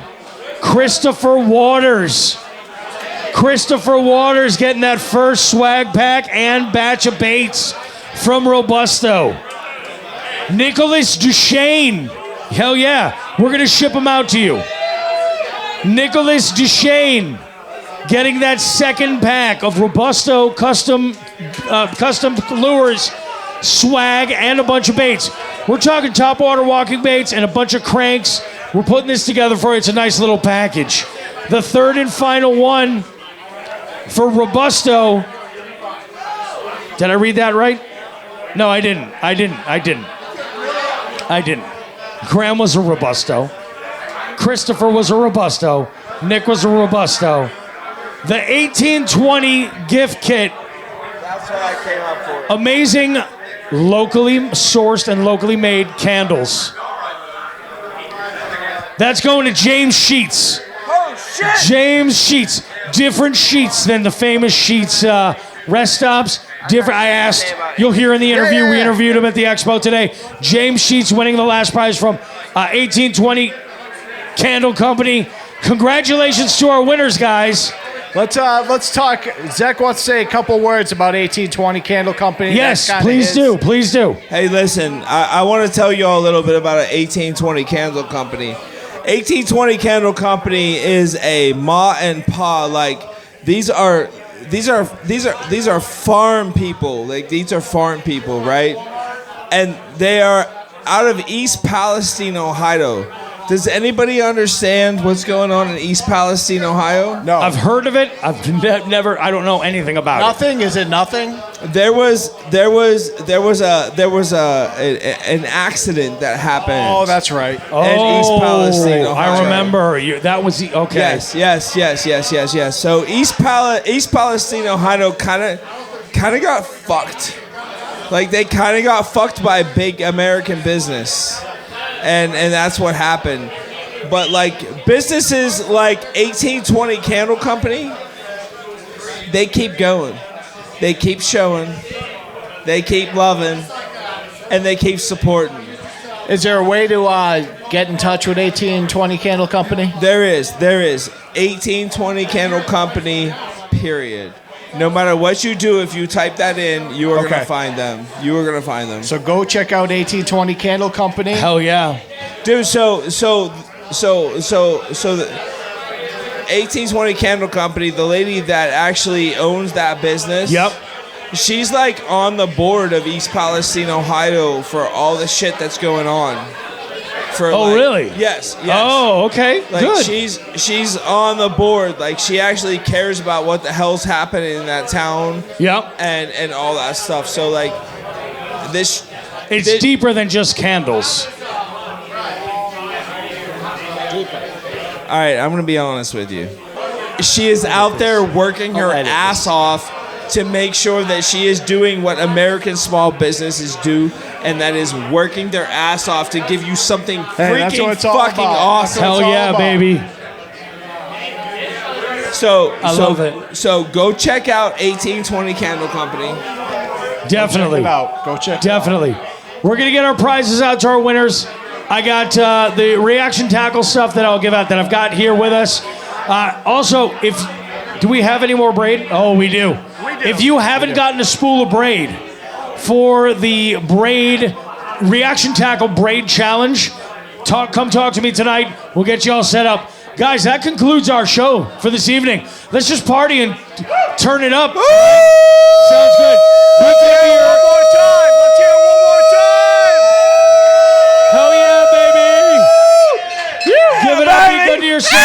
bartenders tonight, guys. We're at Oldfields in Columbus, Ohio. This is what it's all about. Thank you, everybody, for coming out. We will see you. And just one more thing. Just one more. Just one more thing. Oh yeah? If y'all don't know something about Zachariah Jones, who owns Dark Horse Tackle, I just want you to know, in the heart of my hearts, like when I'm falling asleep at night and what I'm thinking about, I think about them. I think about them when I'm going to sleep. I love Who the Fuck is Joe Brown. I love Who the Fuck is Joe Brown. Fuck yes. I love Who the Fuck is Joe Brown. Fuck yes. I love Bobby Beefcake Roast Beef. Fucking A right. I love you too, homie. Hey, let's party, guys. Love we'll you. See you guys. Love you. Make sure Love you tip your bartenders, and thank you to Oldfields.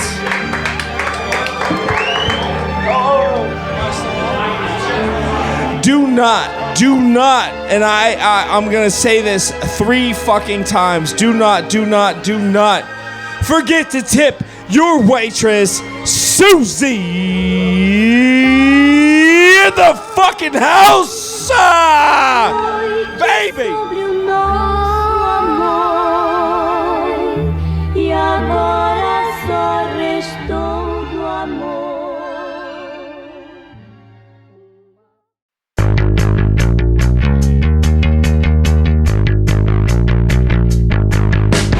Jigs and Bigs is your favorite fishing podcast, right? Why not show the world how much you love the show while directly supporting us? We have men's and ladies' shirts, hoodies, and a variety of hats. We even have a waterproof outdoor Bluetooth speaker so you can listen to your favorite podcast while out on the water if you like. Check out jigsandbigs.com/shop to visit the store and gear yourself up. If you really can't get enough of this show, consider becoming a jighead and joining our Patreon. It's a subscription that gives you exclusive access to recording sessions that allow you to engage with us as we record the show. We also have some exclusive content there just for our jigheads and even have some special promo codes. Space is limited, so join now at jigsandbigs.com. Finally, if you're local to our area in Western Massachusetts, consider checking out the Western Mass Fishing Report, posted weekly at northeastwildwoman.com. We have amazing contributors providing great content and info for local conditions and what's been going on and working recently. Jigs and Bigs, so much more than just two lightly roasted hippies trapped in the 90s arguing on the internet about fishing.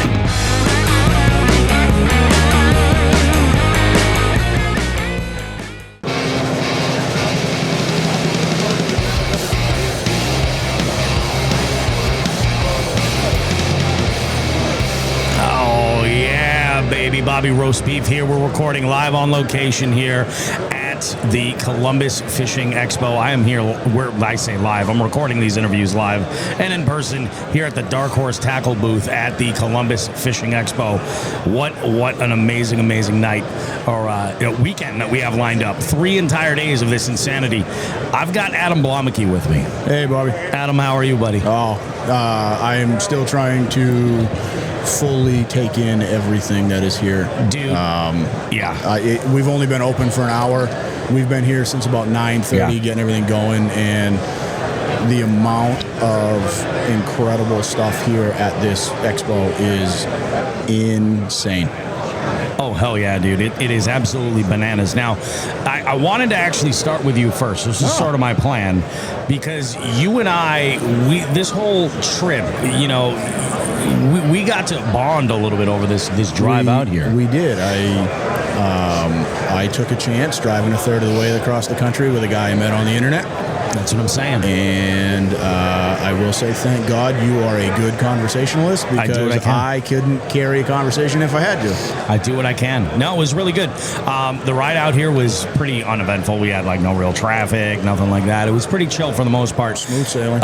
We rolled into town, and you and I, we did record some stuff that is over on the Jigs and Bigs Instagram and on the Facebook, showing off the digs of where we were. Yes. But man, what Zach and Josh from Dark Horse Tackle. If there's one thing that I can say about those dudes and this weekend here, and what it's shown me is, number one, they aren't fucking around. No, you know what I mean? No, they're all not in. at all. And number two is that they are full of surprises. Yeah. The way, like, so we get there, everything's cool. Some folks are rolling in. We got to meet Seth. We got to meet Dylan. We got to meet Tom and Nick. And then Joe and Meg and Emma rolled in, and I mean, it was just this amazing group of folks with one, not just fishing as the common interest, but Dark Horse, yes, as the common interest, and it was amazing. Last night was a really good time. We ate and we drank and we were very, very merry, but there was some work to get done as well. We had to do some. What would you call that? Price tagging. Yeah. Organization. We had to do some inventory, is really what it was. Yeah, amid all of the debauchery that was happening so for many the beers. evening. And I want to give a special shout out to Nick. Nick came all the way down here from Canada. Yeah, he drove all the way from Windsor. And dude, he brought some amazing snacks that are Canadian staples. Yeah, we're going to be talking about getting about some that. shit shipped out. Yeah, for sure. That's gonna happen for sure. And the other thing too is that he brought out this bottle of maple whiskey, which was just amazing. You got to get in on that. I had to tap out at about 12 o'clock because I got up at 2:30 yesterday morning, and I was surprised I stayed up as late as I did. Oh, freaking bananas! It was, I was out as soon as I laid down. I think I fell asleep. Oh yeah, and it was just like 6:30 was just boom.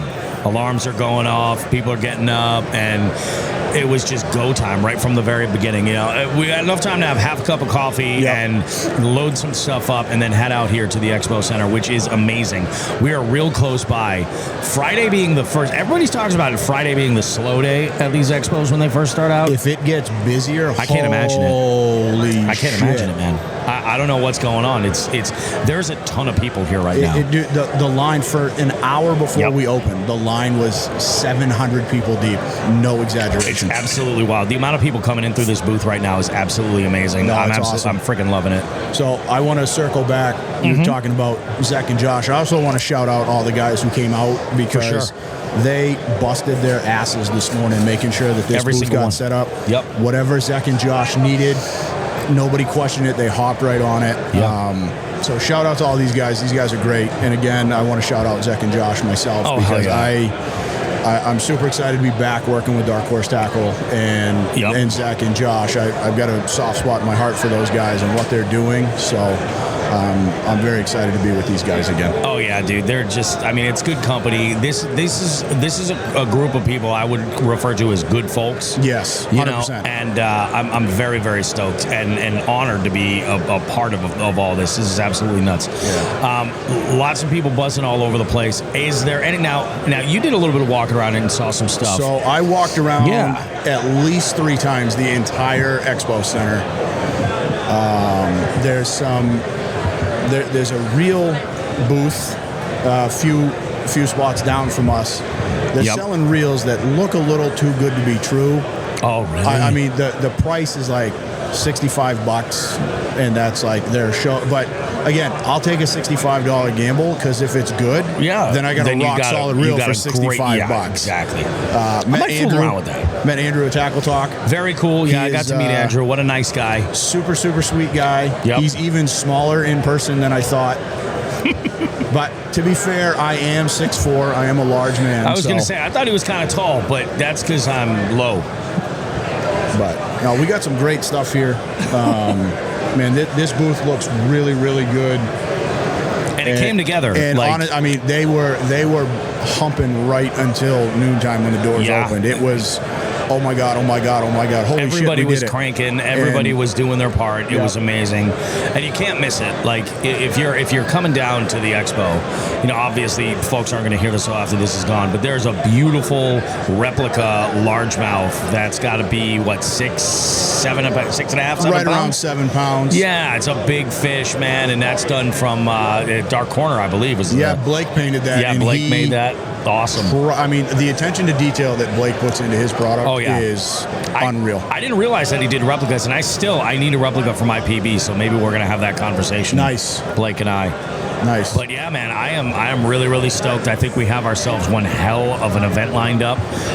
Lots of folks coming in, lots of folks buying gear. I see lots of bags full of goodies, and some folks do just walk by with a couple of rods. Yeah, my wallet already hates me, and we've only been open for an hour. Yeah, so, it's only been an hour. Yeah, it's going to be a good time. I'm looking forward to it, man. You looking forward to Oldfields on Saturday night? I am, yes. It's going to be good. Very much so.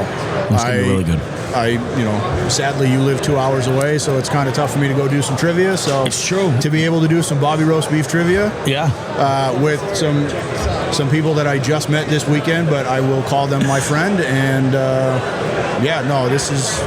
I'm very excited for this weekend. Yeah, it's going to be awesome. I'm stoked, man. Awesome. Thank you so much, Adam, dude. Thank you, Bobby. We have a whole weekend of fun. Guys, we'll be back with our next interview in just a few minutes. Don't go too far. Much more Jigs and Bigs goodness coming up right after this. We got the one and only Ryan Dahl with us. Ryan, how are you, buddy? How you doing, man? Thanks for having me on. I'm doing great, man. It is an honor to be here in the Columbus Fishing Expo with somebody of you're an absolute hammer, dude.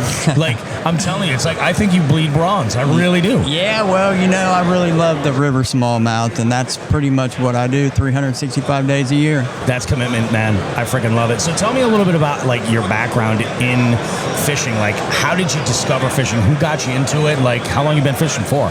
So I've been fishing my whole life. Pretty much my dad and my grandpa got me in, the whole little bluegill, going to the pond, that type of stuff. Oh, yeah. When I got a little bit older, I realized that you can get in the creeks and the rivers around here where I live, and just kind of got completely addicted to fishing that way. Oh, it's a done deal. And it's beautiful. Like those small bodies of water, you can be really amazed by some of the giants that are in there. Yeah, dude. Like, there's little bitty creeks that run through little urban areas, and you would never think that there's 19, 20 inch smallmouth in them. Oh, absolutely. Absolutely. Now, tell me about, what do you lean to a certain type of fishing? Like, do you prefer finesse fishing, or are you, is there something like a list of confidence baits that you can rely on? Yeah, well, I'm mostly a kayak fisherman, but I do like walking the banks a lot, and that's one thing I really do. Usually, big Joshy swim baits. Oh, yeah. A Ned rig. I'm kind of finesse, but lately in the last 3-4 years, I started throwing the bigger baits, the big swim baits and stuff. And I've been fooling around with those too, man. Yeah. You have a favorite? Yeah, right now it's probably the 7-inch Chad from KGB. Oh, yeah. I haven't thrown that yet. That's my number one producer right now, but man, I got so many swim baits. I fell down that rabbit hole, and it's crazy. Oh, yeah. It's nuts. It's so funny too, because I got into big swim bait. I like big wake baits. Oh, yeah. The rats and like Bruce Gillis and shit like that. I love it. But I have started upsizing the trailer on my swim jigs, and I'm throwing 5 and 6 inch trailers. What a difference. Yeah. Over the last 12 months, not only in the number of bites, but the quality of fish, skyrocketed. Yeah, totally bigger different. baits. They say bigger baits equal bigger fish. Yeah. Now, a lot of times, we'll go on a little river float and we'll only throw big baits. We're just looking to hammer a couple big ones, and that's all. And to me, that's worth it. I mean, if you get one big fish on a trip, that makes a day. I agree with you. I would. People ask that question all the time. Would you rather catch a bunch of numbers or catch just one big one? I'd rather catch an absolute giant than go have lunch. Definitely. You know what I'm saying? I'd rather catch a big one than a bunch of numbers, I love that. especially here in the river. So let's talk. I'm sure with the amount of experience you've had fishing, I want 2 stories from you. What I'm looking for is like if you're at an event or something like a wedding, and you meet somebody and they're like, "Oh, you like to fish? What's that one that you're going to lead with?" Maybe it's a PB or something like that, but something that is so amazing to you that you just got to share it. And the other story I want is the one where it's just everything went to shit. Which that's the hard one, is picking one. I got one of those where everything went to shit last year. Oh, yeah. So maybe we'll start off with that one first. You want to do that?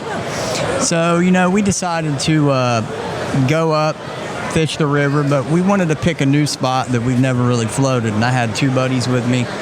Nice day, so we put in and we're floating. We're catching fish here and there, nothing big, a couple 15, 16 inches. And we come up on this really little skinny spot, go under a bridge. I catch this little 6-7 inch rock bass. So I put it on my lap, I'm unhooking it, I'm not paying attention to what I'm doing. The next thing you know, dude, boom, it throws me into the bank. I'm caught in a big log jam. The kayak's starting to flip. So the first thing I did was reach back, grab a couple of my rods, a couple NRXs and more expensive rods. Yeah, well, oh yeah. Long story short, the kayak flipped. I broke 2 rods. I lost a brand new prototype swim bait. My tackle went in the water. I lost a $3,000 camera and lens, completely ruined. I think it was about a $4,000 kayak flip at that point. It was absolutely horrible. And that's moving water. And that's the thing that sucks is anything that floats is gone. It was gone. We sat there and looked around and we found some stuff, but all my rods were snapped in half. Dude, that's brutal. Camera ruined. The camera, that hurts. That killed me. Yeah, that hurts. $1,500 camera, $500 lens. Exactly. Oh, dude, I can't even imagine that.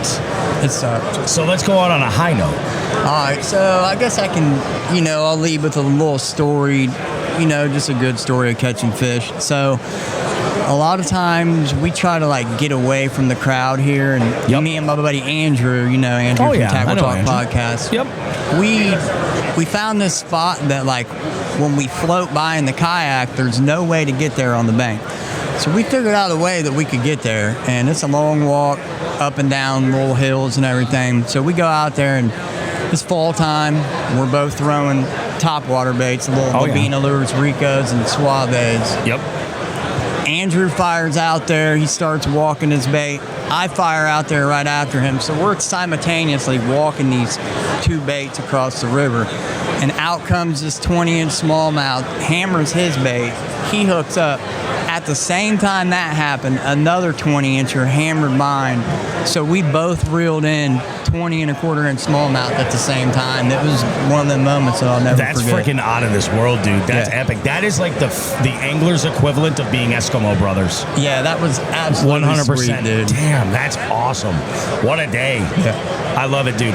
Ryan, do yourself a favor. Go ahead and let folks know where they can follow you and check out some of the... I mean, I'm telling you, you guys want to see big, giant fish. And Andrew on his show talks down a lot of the fishing in Ohio. Yeah. And that's why I relate to the show, because in Massachusetts, it's very similar. But if you want to see some real giants in the Buckeye State, Ryan's your guy. So you guys can follow me on Facebook. It's Ryan Dahl, and then I have an Instagram at RyanDahl82 on Instagram. If you give me a follow, that'd be greatly appreciated. I'll follow you back. Just mostly post big smallmouth river fishing stuff. I love it, dude. Thank you so much for doing it, man. Hey, thanks for having me, bud. We're going to go ahead. We're going to spin the wheel and see if you win a big prize from Dark Horse Tackle here. I'm going to go ahead and make sure everything's loaded up. Big money, no whammies, baby. Big money, no whammies. Let's go ahead. We'll spin that sucker. You tell me when to stop that sumbitch. Stop. He says stop. What do we got? That's the biggest discount we've given so far for Dark Horse Tackle. Boom. 15% off. That is awesome, man. We'll take it. Thank you so much for being part of the show, dude. Thanks for having me, dude. Appreciate you. Good meeting you. Guys, I got a Roadkill Nick here. I see this guy come over and he says, "Hey, are you Bobby Roast Beef?" And I 100% knew exactly who it was. Nick, it's good to have you here, man. Good to see you, man. Dude, good to this see is you. wild. It's amazing because you've been listening to this show since fucking 2020. Oh, yeah. That's fucking crazy, dude. Yeah. I mean, it's amazing, number one, that anybody listens to the show at all, but for the amount of time that you've been involved and engaging, you've been a Jighead forever, you've been, you've taken part in our tournaments, you like all that shit. I mean, half of your wardrobe has to be Jigs and Bigs attire. Oh, yeah. Yeah, That's no, amazing. I got my shirt with me here. Yeah, I can't thank you enough, man. It's awesome. It's listeners and really friends like you that we've made doing this show that makes this so fucking amazing. Absolutely. These guys over here, I just met them this weekend right here. Dylan, Tom, right? Good dudes. Dark Horse Tackle Pro staff. They're on the level. All these guys. The whole Dark Horse crew, they're all on the level. And I've been talking you up this entire fucking day. Oh, really? Oh, yeah, absolutely. We're like, no, I was supposed to see Roadkill Nick. And they're like, who the fuck is Roadkill Nick? And I tell him, I'm like, no, that's who the fuck is Joe Brown. I go, but Roadkill Nick, I explained the story. I'm hosting trivia, and I get a DM from you and you're like, guys, I was just listening to the podcast and I was laughing my ass off, and I creamed a deer, and I laughed my ass, and it was that moment. It was fall of 2020. Roadkill Nick was born. Yep, it wasn't even my car; it was a work car too. Oh, that's the best. That's the best. You're no longer at that job anymore, right? No, that was a high school job. That's exactly right. Oh, that is good shit. So you know the deal. This is what we're doing here. We're getting some stories from people, right? And what we want, just like every time we ask guests for the shows, we want two. We want like the best experience you had on the water, like that go-to, especially if it's something that's really recent, because it's been a hot minute since you've been on the show. Yeah, I got one. And then we want that the biggest, like that epic fail. That's what we're looking for. So go ahead, hit me with some funny shit. So I'd say my best is just here recently, about 2 weeks ago, me and my buddy went ice fishing. He's got a private pond, big private pond. He's got a cabin on it. And I mean, me and him, we were getting hammered. Nice. We were getting hammered on the ice. Sun starts to set. We're dropping minnows down for crappie. All of a sudden, caught 20 crappie all over 13 inches straight through the ice. Oh, dude, that's good time. Slamming them. It was 20 feet of water dropping down. Couldn't get down 2 feet at certain points. Crappie were just coming up and just that fast. Just killing that it. fast. It was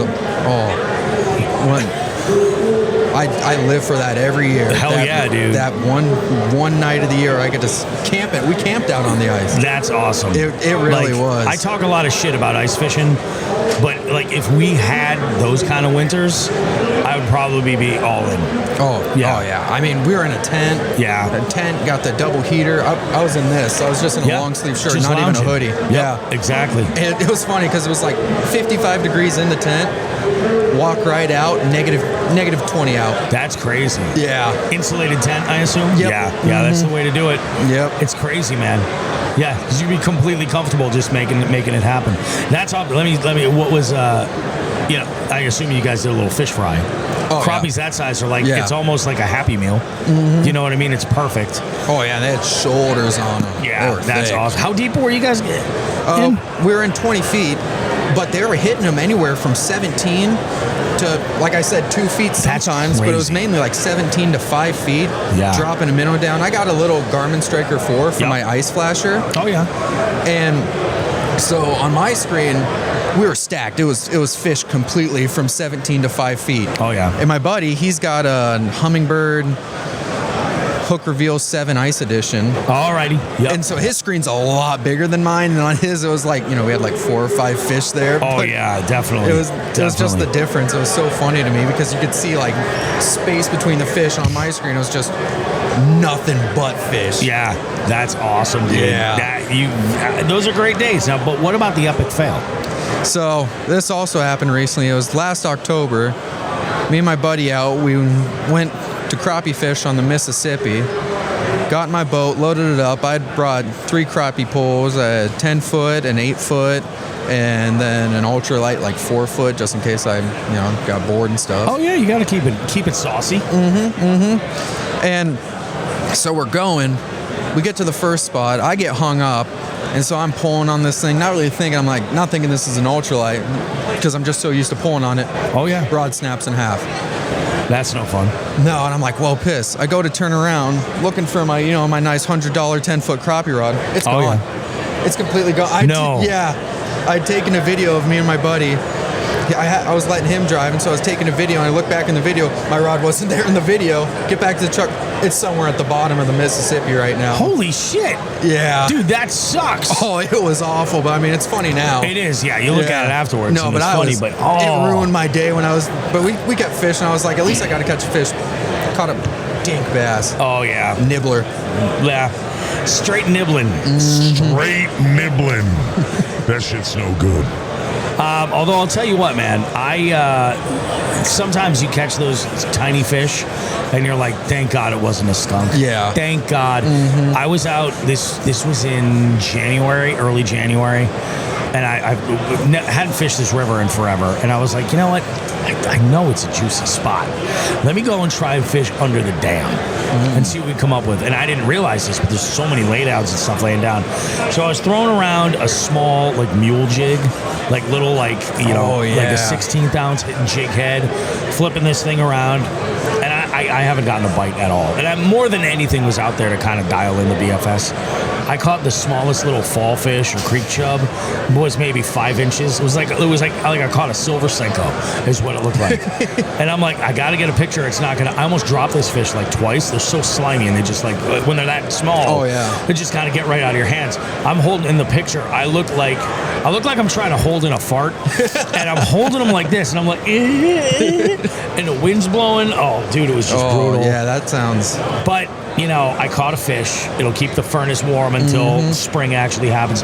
Are you jumping in the 2024 multi-species tournament? Oh, I am. Dude, was that even a question? Was that even a question? It really wasn't, but it's going to be good. It's going to be so good this year. You guys got the new format. I'm really excited for it. It's really good. We did a little impromptu test run in October. Yeah. And it was great. I love the way it works. I think that we got a lot of people that are signing back up, and I think they're really going to like the things that we did. A lot of people were reaching out and they're just like, no more lunker points? And I'm like, no more lunker points. It evens the playing field. It makes it less about catching big fish and more about catching different fish. That was the thing when I did it. Like, I didn't really think about it as much, but I really was. Like, I'd catch a small fish. I wouldn't even turn it in because I was like, oh, that's not big enough. Yeah. And as long as it hits the minimum. Yeah, as long as it, I just was, you guys said it multiple times, just points are points, exactly. A fish is a point. You got to get them points up. I can't wait. I'm really hoping we're going to have our first year where we're going to get over 100 anglers. Once that happens, it's going to go, we're just going to take off. It's going to be crazy. I got 2 or 3 buddies that I'm pretty sure are going to sign up. I've been talking it up like they need to. That's another thing, dude. You do talk about this show, and there are people who have reached out that listen to the show and are like, I'm friends with Roadkill Nick. And I'm like, fucking A, man. I appreciate you a ton, dude. I really do. Oh, dude.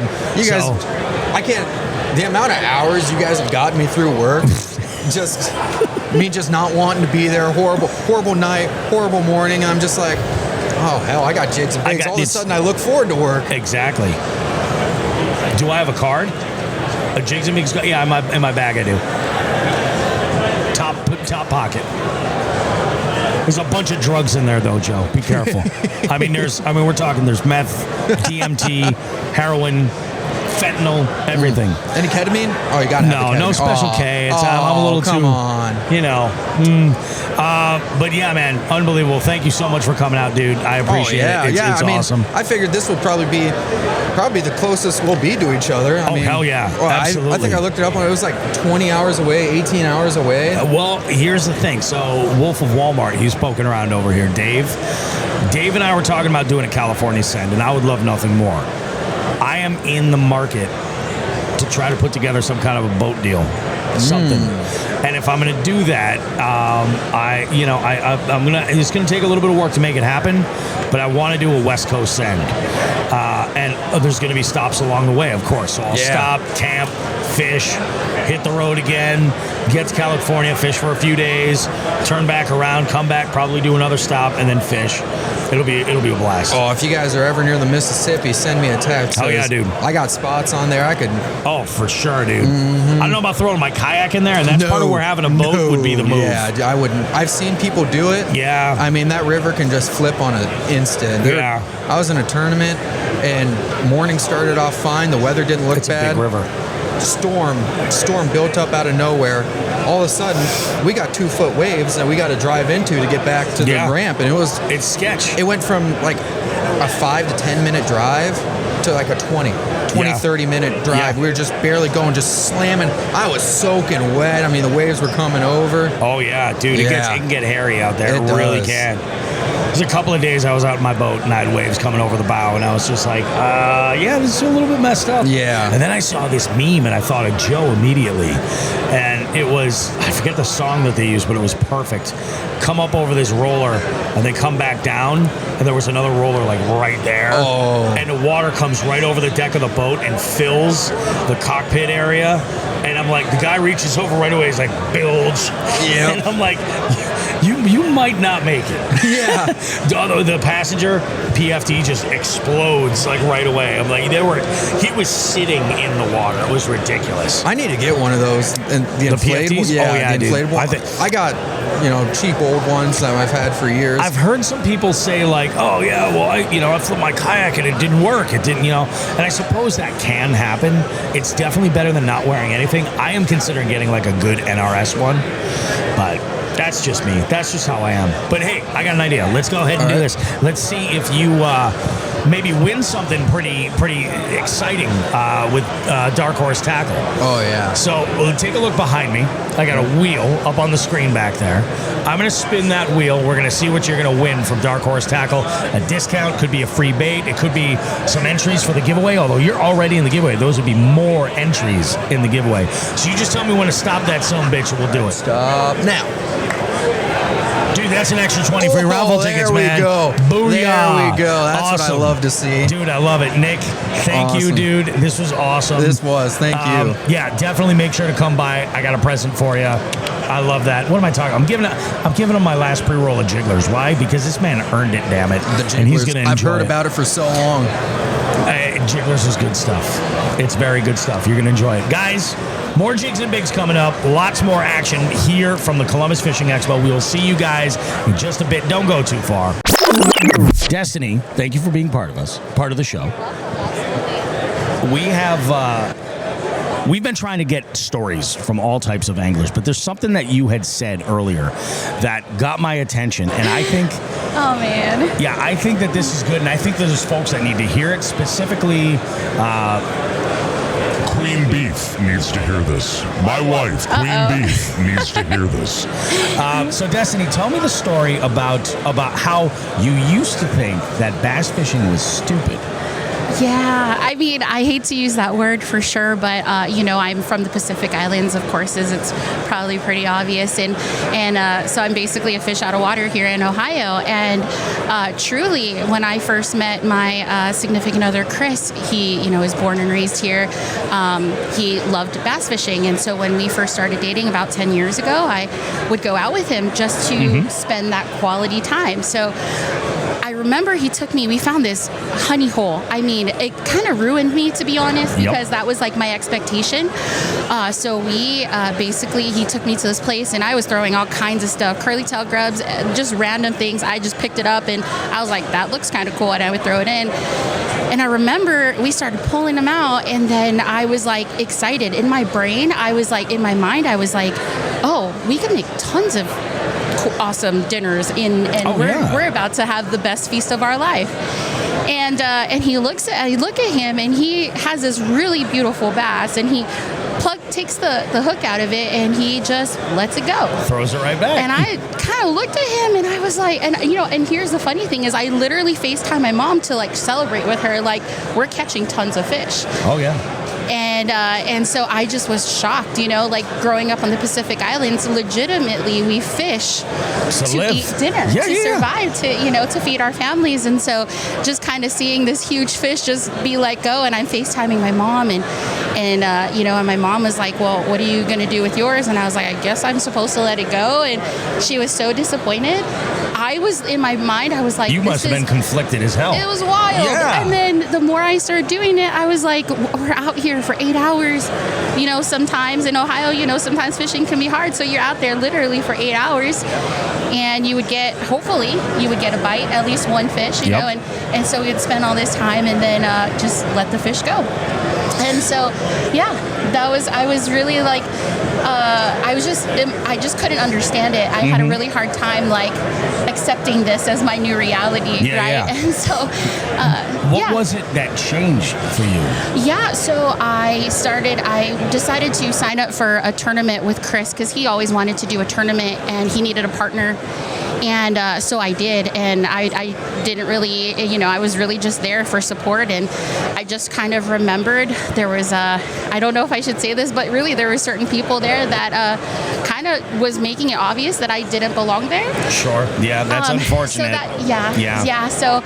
So they would make some like snide comments, or they would just be really dismissive of me, and so that kind of turned on my competitive side. Yep. And so in my mind, I was like, I'm going to learn how to do this, and I'm going to make sure that you do understand that I do belong here. Definitely. Because truthfully, and I tell people this all the time, you know, growing up in fishing, I was taught to do a lot of different things as far as like understanding temperatures and being able to like visually look where the best places to fish were. Absolutely right, yeah. So I started applying those skills that I grew up having to utilize, and I started to correlate those, and then now I just love it. I love the It's total transformation, formula. right? I love the formula of Yeah. everything. Like you have this goal, and you start to like, you know, look around and see what you need to do, and you have your tools, and you use those tools to get to that goal. And I love that. I just love that whole thought process behind it. That's freaking awesome. Yeah. Yeah, that is awesome. I love that. I love that. What a way to turn it around. How did you guys do in that tournament?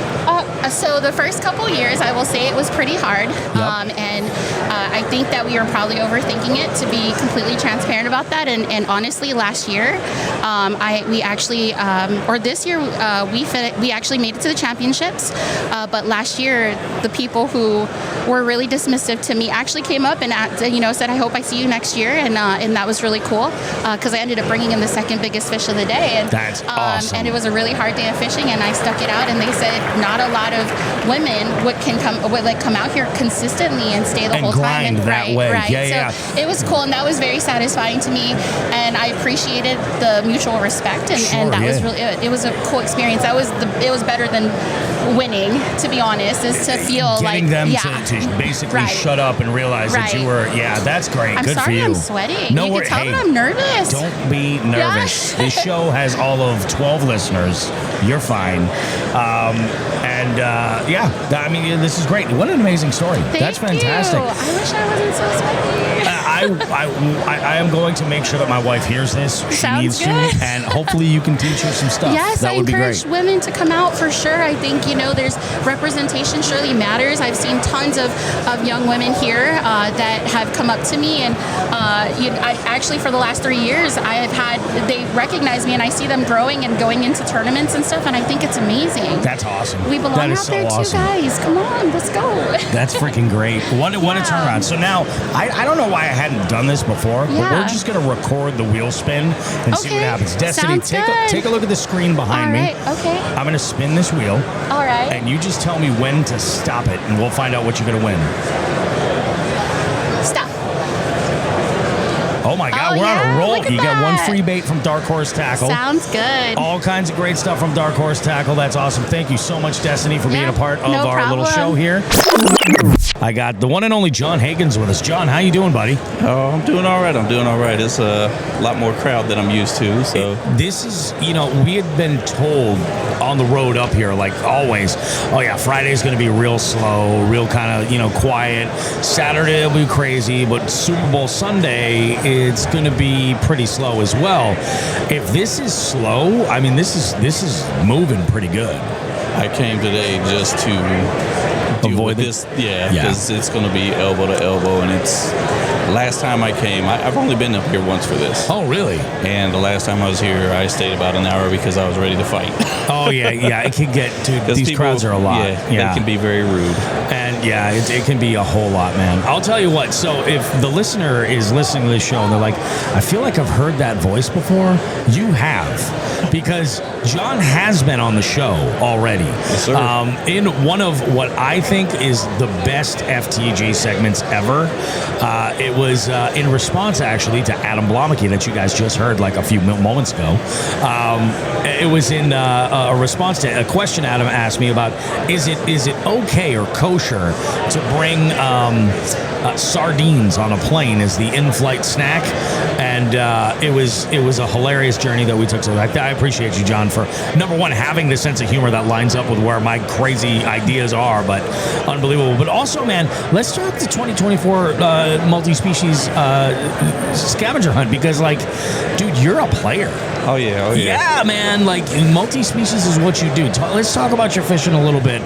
Like, what are you into? What's your handful of species you like to target? Well, my biggest is catfish. I was a catfisherman as a kid. My dad was a he used to take us, and one of my first big fish was a big, 4-pound channel cat. And I was hooked from there, and then it moved on, trying to find flatheads, and ever since I started stocking blues in Central Ohio, that's kind of been my thing to learn and figure out, and I'm getting pretty good.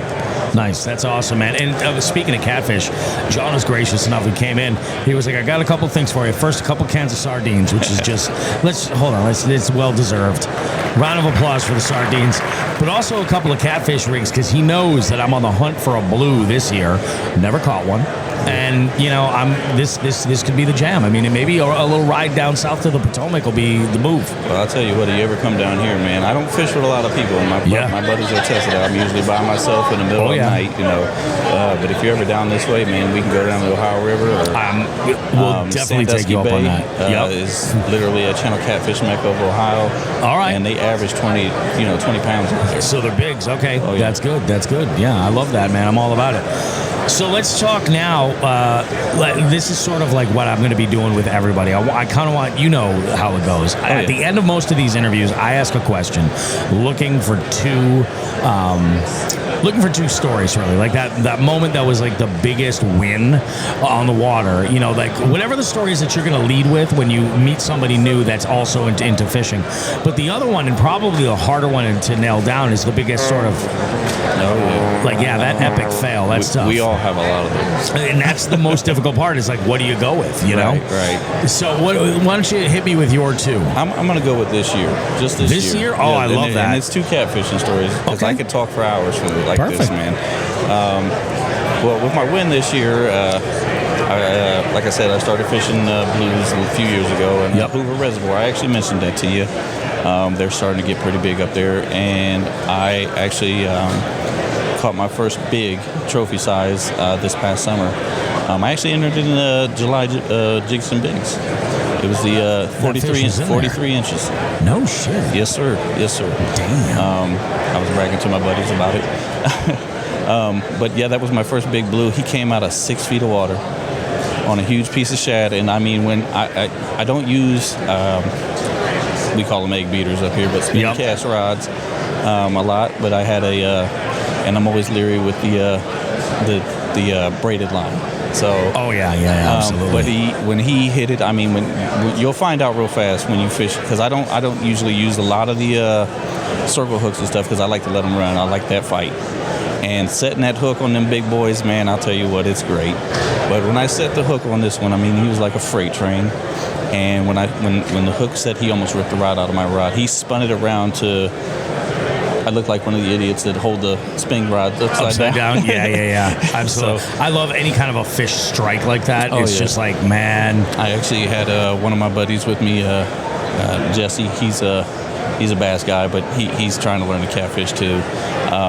But man, he was in the water knee deep. This thing was trying to dive under brush and everything else. He had everything wrapped up, and we finally banked it and got it on the scale. He was pushing 60 pounds. That's awesome. That's a big fish, dude. And my biggest flop this year. This year, people? Yeah. Oh, yeah. This was, it was in the Jigs and Bigs tournament, too, because I actually entered another flathead that day, but it was a flathead catfish. When it gets hot down here, we get a thermocline, in most lakes. Everything was above 3 feet, and I was fishing a spillway, and the water's 10 feet, and I knew everything was up, and I was just pissing around with a white bass and whatever was there. Yeah. And I had a bobber just dart, and I set the hook, and it just almost spooked me. And I played it out, drug it down the wall, got it to the rocks, and when it came up, it was about a 4-foot-long flathead. Holy shit. He probably went at least 40 pounds. And when I reached down to, because I had him, he was only on 10-pound test. Yeah. So I reached down to get him, and once I lifted him, I had an odd angle because I was on the rocks, and as I lifted him, he spun, and my shoulder popped. And I dropped him back in. He was still hooked up, but the line had wrapped around the tip of my rod, and I couldn't unwind it fast enough, and he dove and just popped it, and I screamed, and everybody on the bank were like, son of a gun. Damn, yeah, that sucks. Because I actually lifted him up. I lifted him up a good couple feet and was trying to put him on the rocks before he spun on me. And they will try to rip your arm off, man.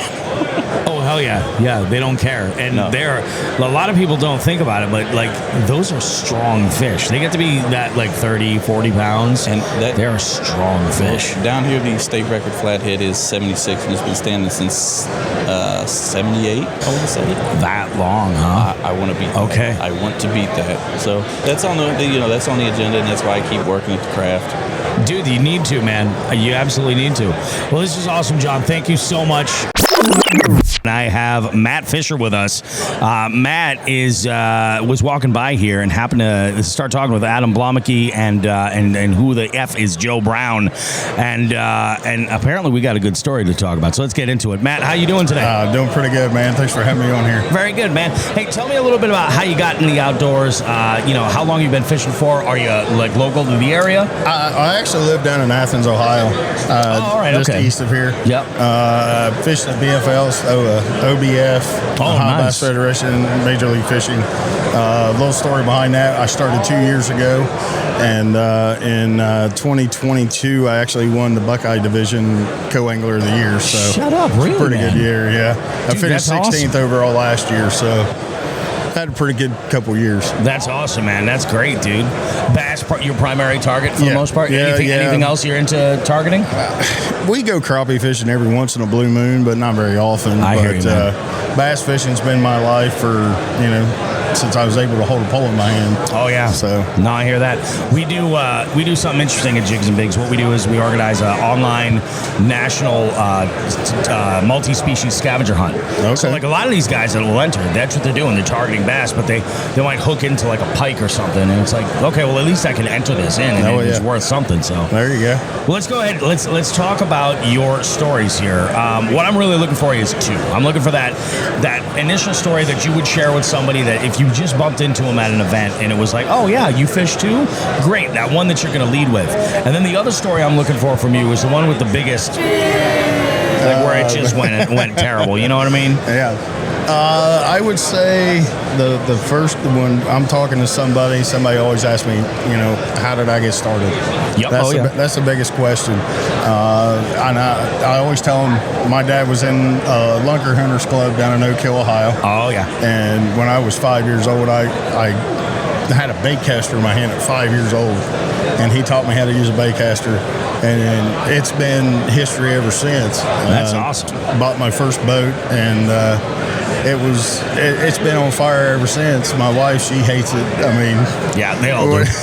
But she's in our club this year. We started our own club, Backwoods Bassmasters, and she's my partner. And that's another part is like we were in a open tournament, and she hooked one that was probably, I would say, between 6 and 7 pounds, and I missed getting it in the net by about 6 inches.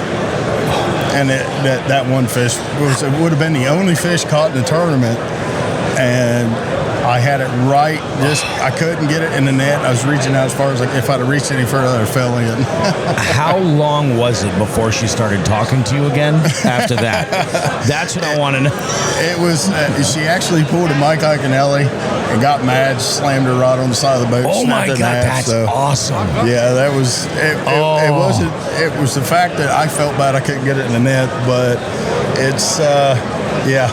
She got over it. But those are the memories, man. It's funny. I'm one of my mission in life. I'm looking at buying a boat now. There you go. And I'm doing it specifically so I can fish with 2 people on a regular basis. My dad and my wife. Yep. My dad's getting older. His joints aren't great. I'm never going to get him in a kayak. Like I'm out 4 days a week in a kayak. I've never actually ever fished out of a kayak. I've never done it. If you're in the right kayak, it's amazing. It's wonderful. I've seen the ones where you sit up on them, you get down in them, and it's just like, I've got bad knees. I mean, a guy of my size, everything's bad. Just be honest, everything's bad. Yeah, exactly. So I have, my boat is ridiculous. I call it a bass boat for one. It's a Native Titan. It's the widest on the market at the time that was out there. I can stand comfortably in it, but my seat's so high, I don't have to. There you I go. sit like this in my kayak. Sit straight up. Sit straight up. I have, I can skip stuff. I can work a frog. I can do pretty much everything. And It's awesome, but like I'm never gonna get my dad in there with his bad shoulder and his bad knees. Yeah, it's just not gonna work. And I'm like, I think it's time for a boat. But yeah, like I'm looking to have an experience like with my wife, like you guys had on the boat. Oh yeah. If she could get mad at me over loosing a fish versus like just breathing too loud, I would take it. 100%. Absolutely. My wife. I mean, the funny thing is I like throwing a jig. I throw a jig 99% of the time. Yep. And I got my wife started throwing a jig. Oh, that's great. I don't care what time of year it is. When she's in the back of the boat, I get my butt kicked. I mean, really? She beats me every single time. That's awesome, dude. It's funny. And there's got to be a party that's like super proud of that. Oh, yeah. I love it that she catches them. We actually fish a local lake, Burr Oak State Park. It's right there by the house. We can be there in like 10 minutes. And what's funny is she don't want to go to any other lake. She just wants to go there. Oh, and we can go there, and she knows all the different spots. And I actually have a Triton TR21, an older one, and she'll jump up front, take off with the trolling motor, and she knows right where she wants to go. And dude, that's awesome, man. I mean, I love it. That's freaking fantastic. My niece Reagan, as you guys can see right here, we're doing a bass tournament on June 15th at Burr Oak State Park. My niece suffers from cerebral palsy, and in 2025 they are going to be doing a European tour. The cost of that trip, a round trip, is around $10,000. So right now we've got some money pre-given to us for it. On my webpage that I do on Facebook, we've raised about $200. I mean, it's a start. But on June 15th, guys, at Dock Fort, Burr Oak, I'd love to see as many people as I can. If you guys would want to donate, just go to my Facebook page. It's Matt S. Fisher. If you wanted to donate some money or anything you'd like to raffle off, just get a hold of me. Can I put a phone number out there? Of course you can. Yeah. Okay. If anybody has any questions, give me a call or text me. It's 740-603-3975.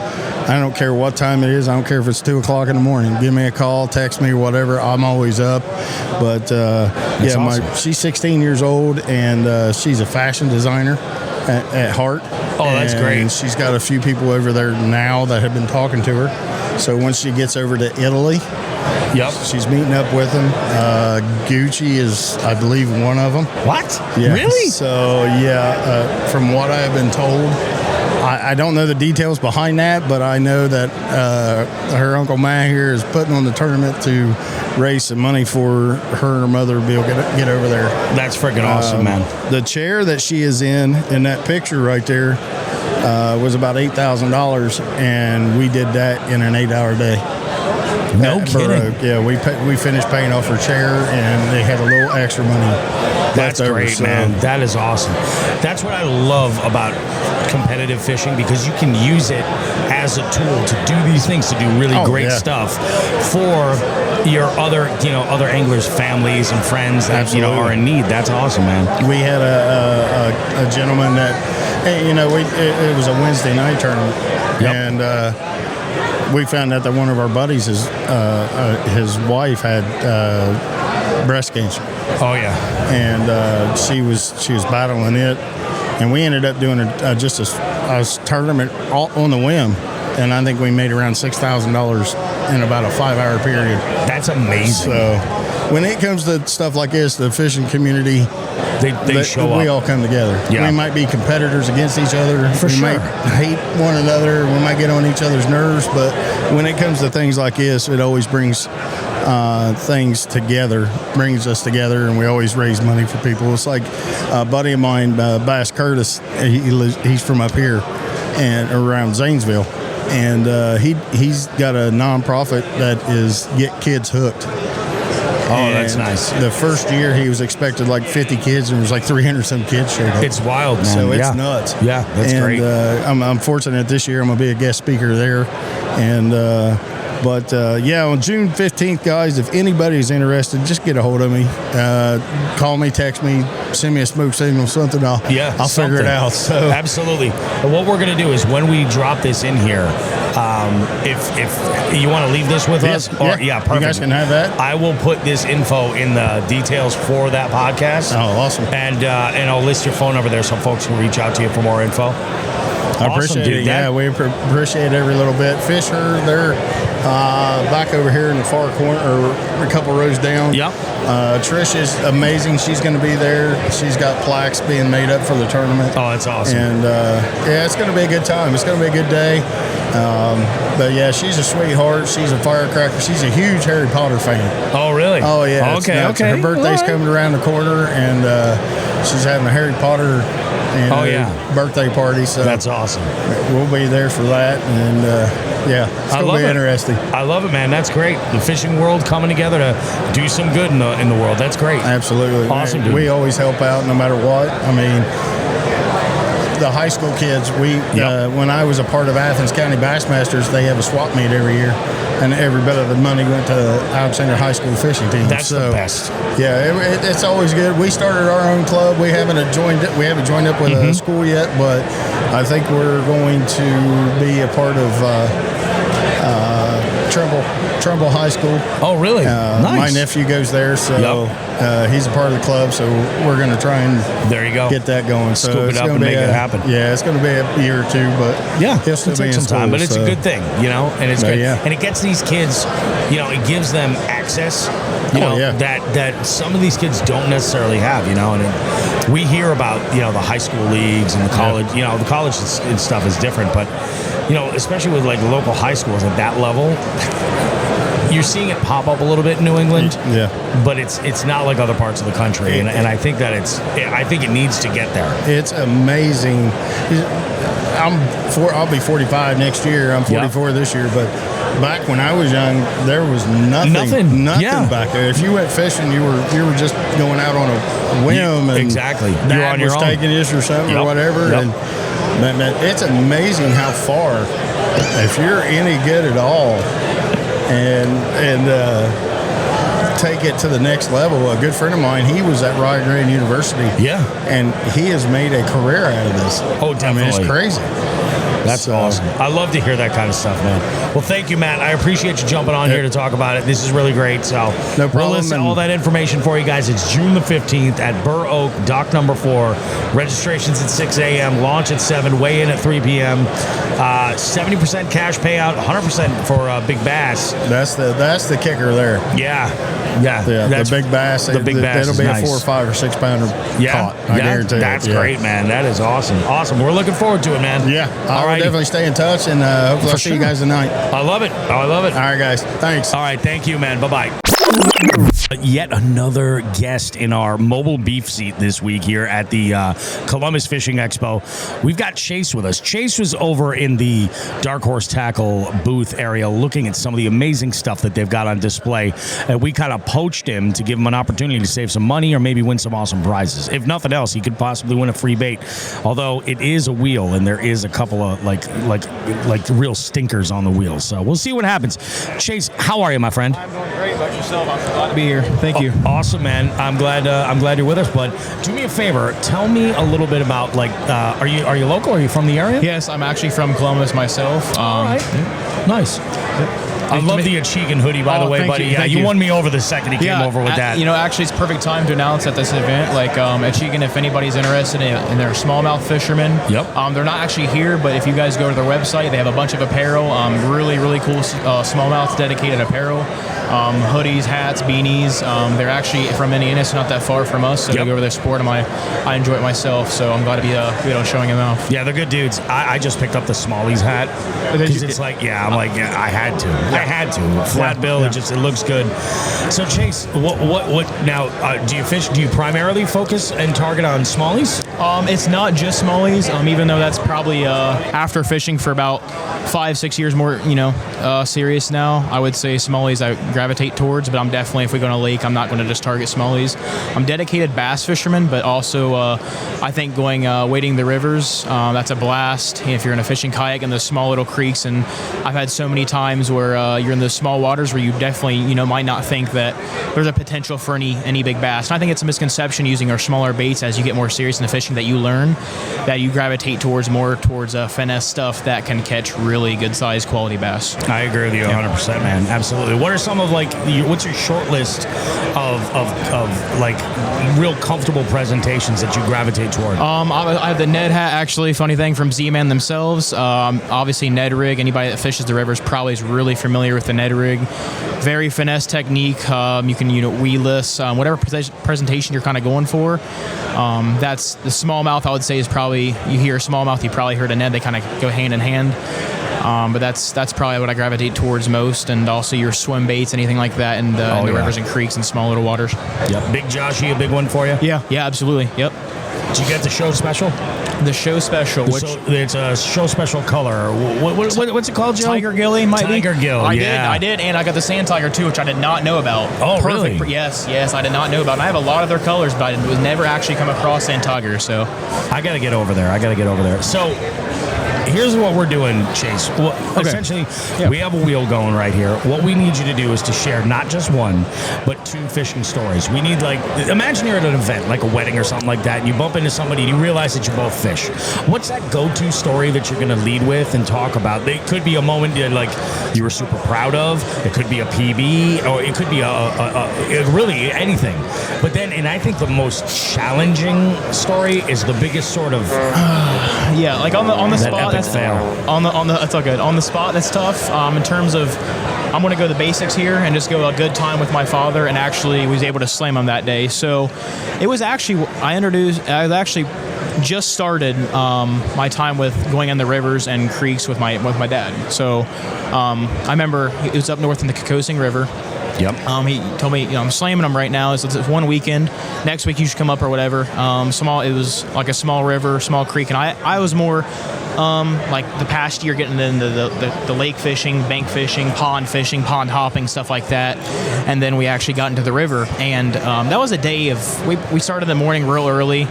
Top water was going crazy. Every bite you put in front of their face was going crazy, and that really kind of introduced me to having a great time in small waters with my father. And as I got older, I think it's very important. Anybody out there too, as you get older, you have responsibilities going on or stuff, to be able to have that quality time with your father as you get older. And that's truly what brings us together, is having the hobby of fishing.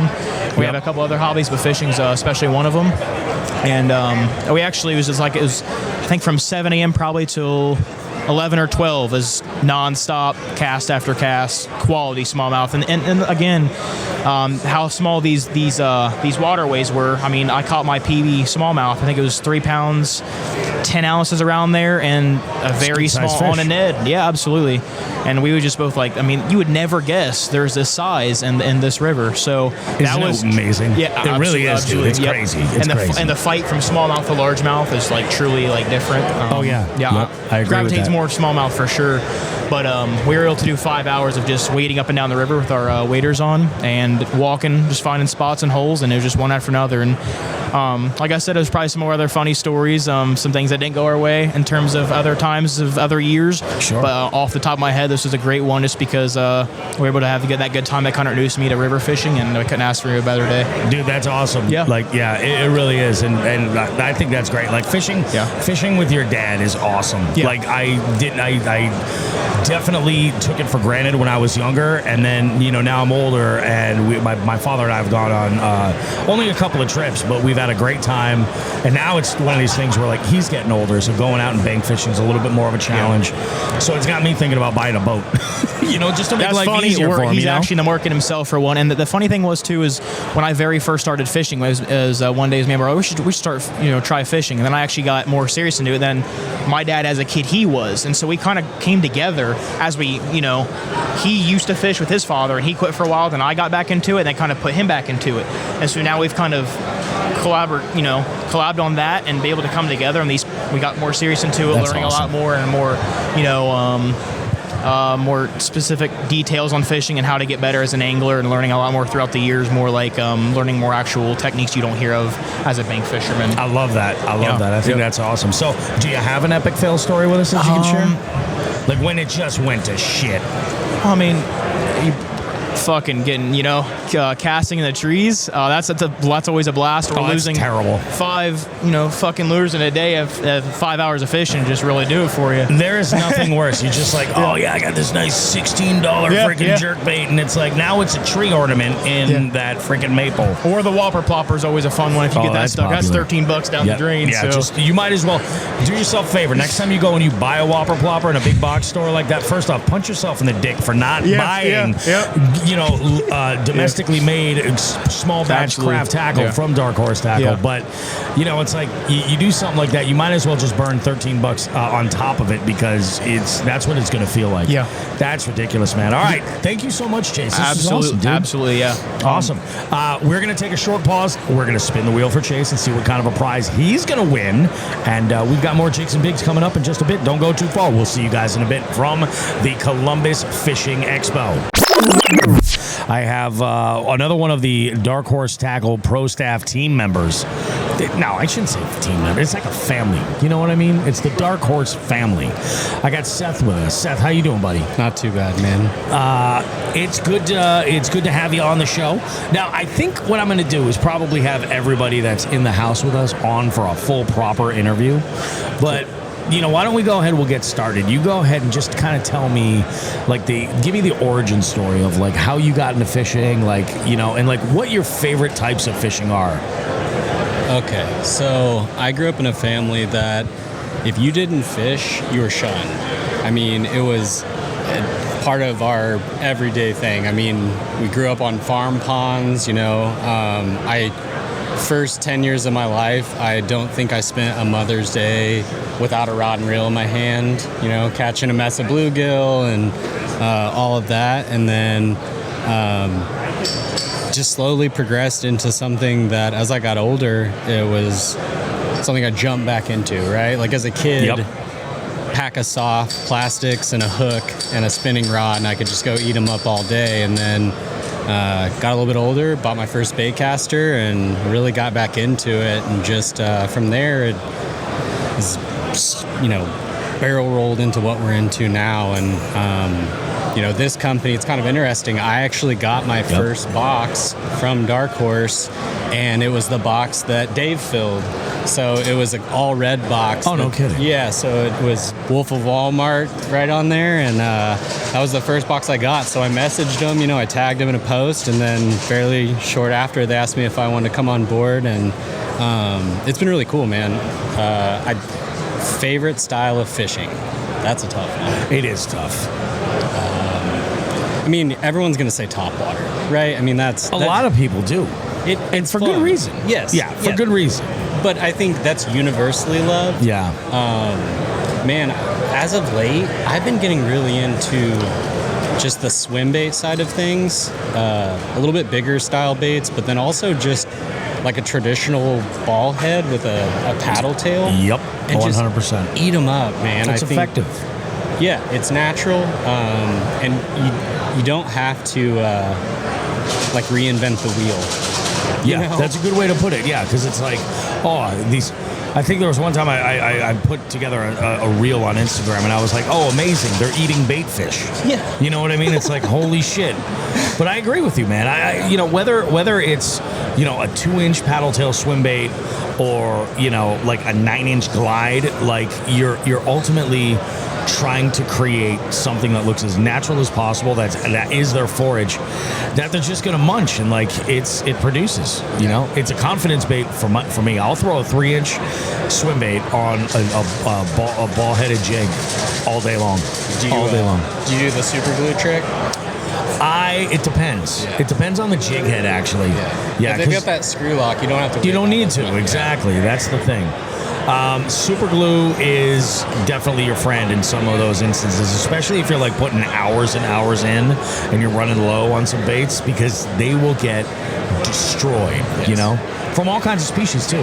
Are bass your primary focus as far as target species? Yeah, and I've gotten kind of more of an emphasis on smallmouth, I think, over the last few years, just because, for one, being in Indiana, it's a true native species. I mean, those waterways are original.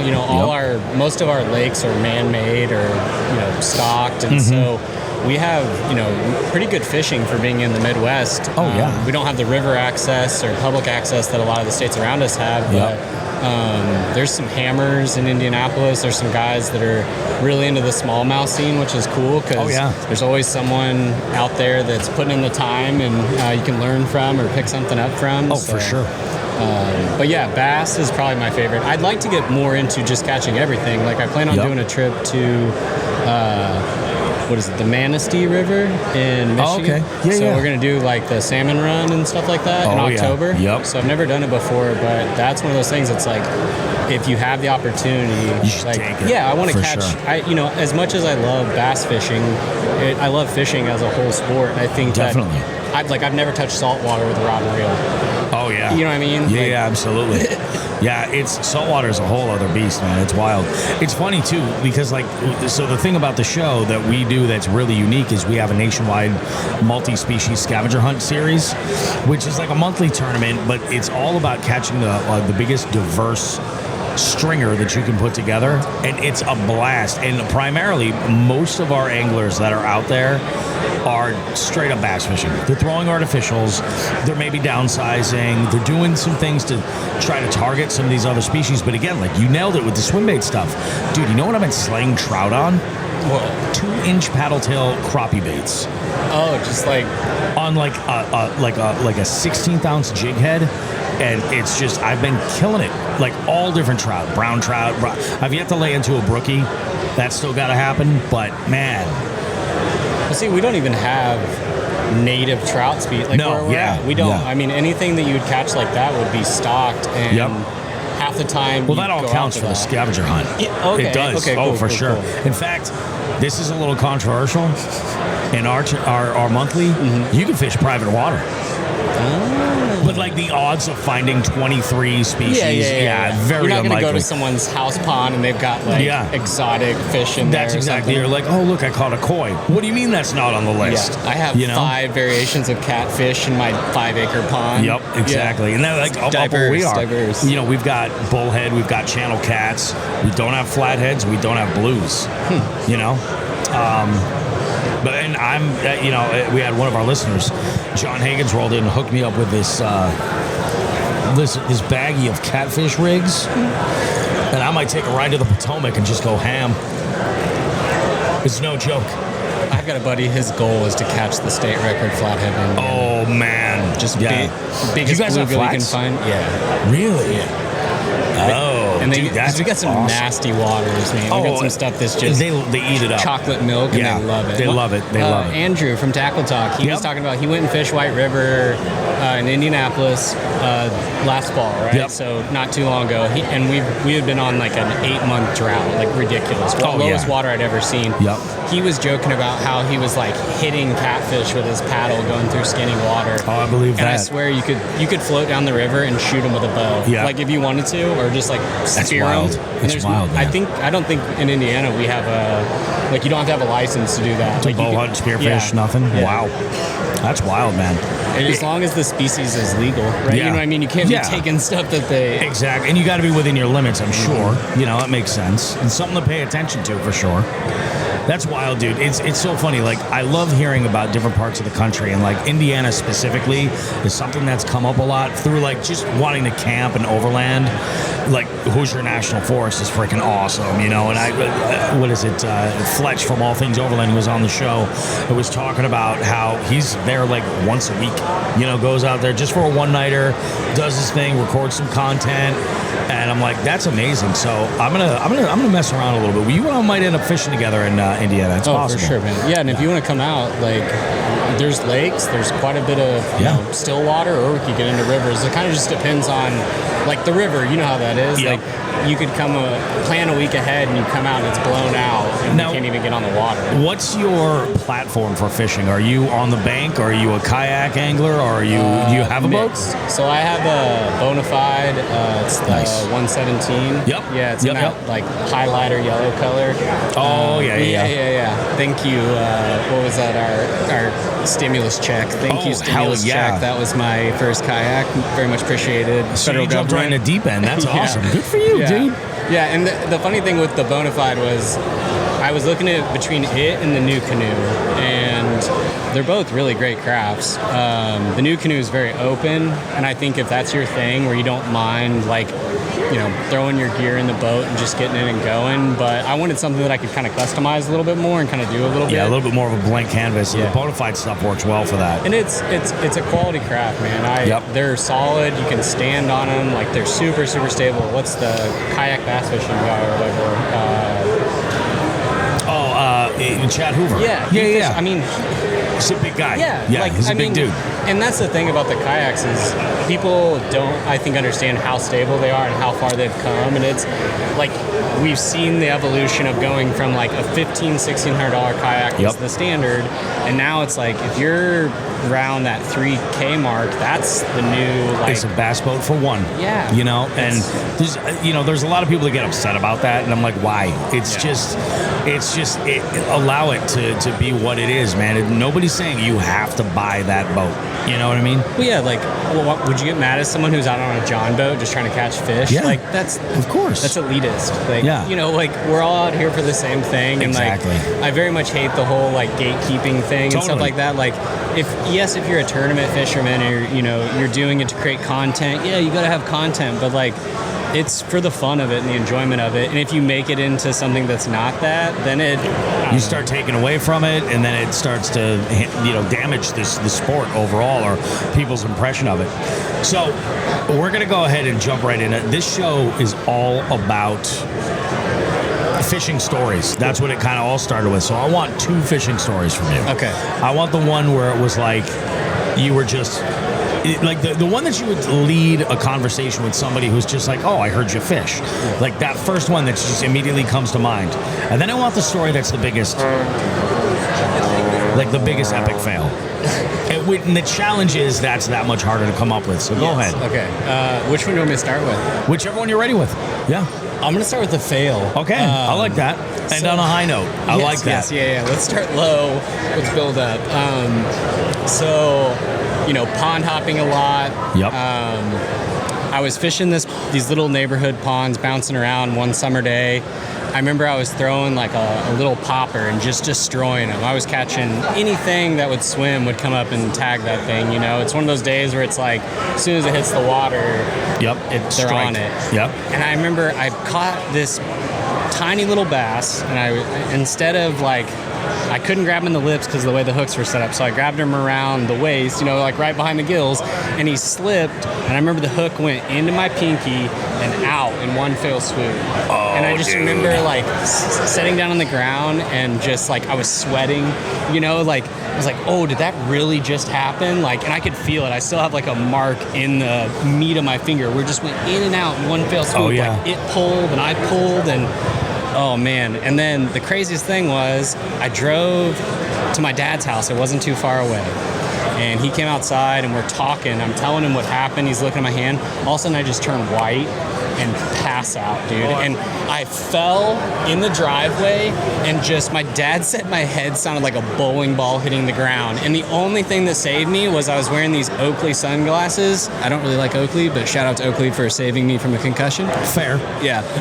But the glasses shattered and just like cut into my face, but it probably kept me from like clearly just smoking my head into hard pavement. So that was one of those ones where afterwards my dad said, hey, if you ever hook yourself again, call us, you know, like let us know, because that's probably not something we want to have. But. So, you know, that's wild that it popped out, but also a little fortunate. Yes. What end did you cut off to take it out?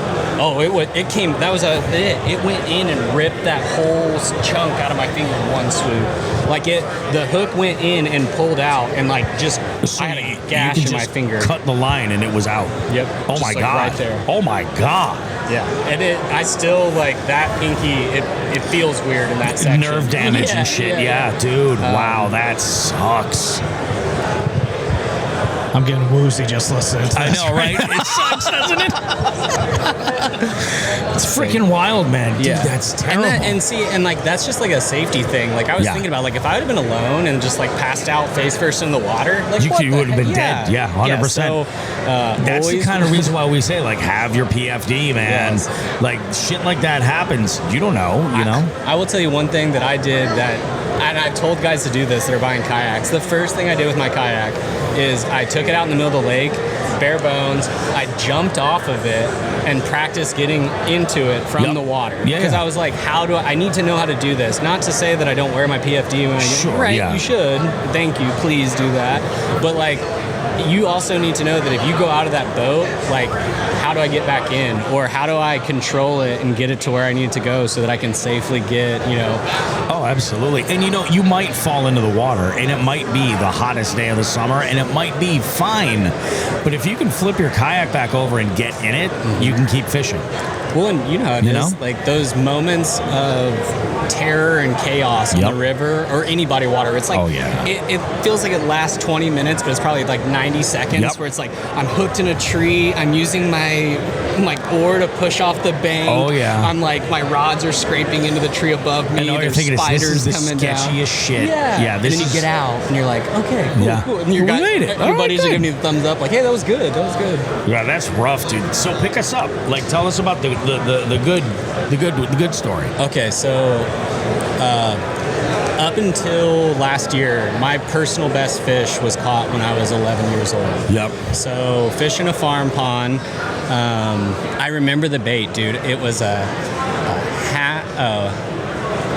was a 1/4 ounce purple ball head jig with a grub and a highlighter, like fluorescent green grub. That's all it was. I was 10, 11, right? Yeah.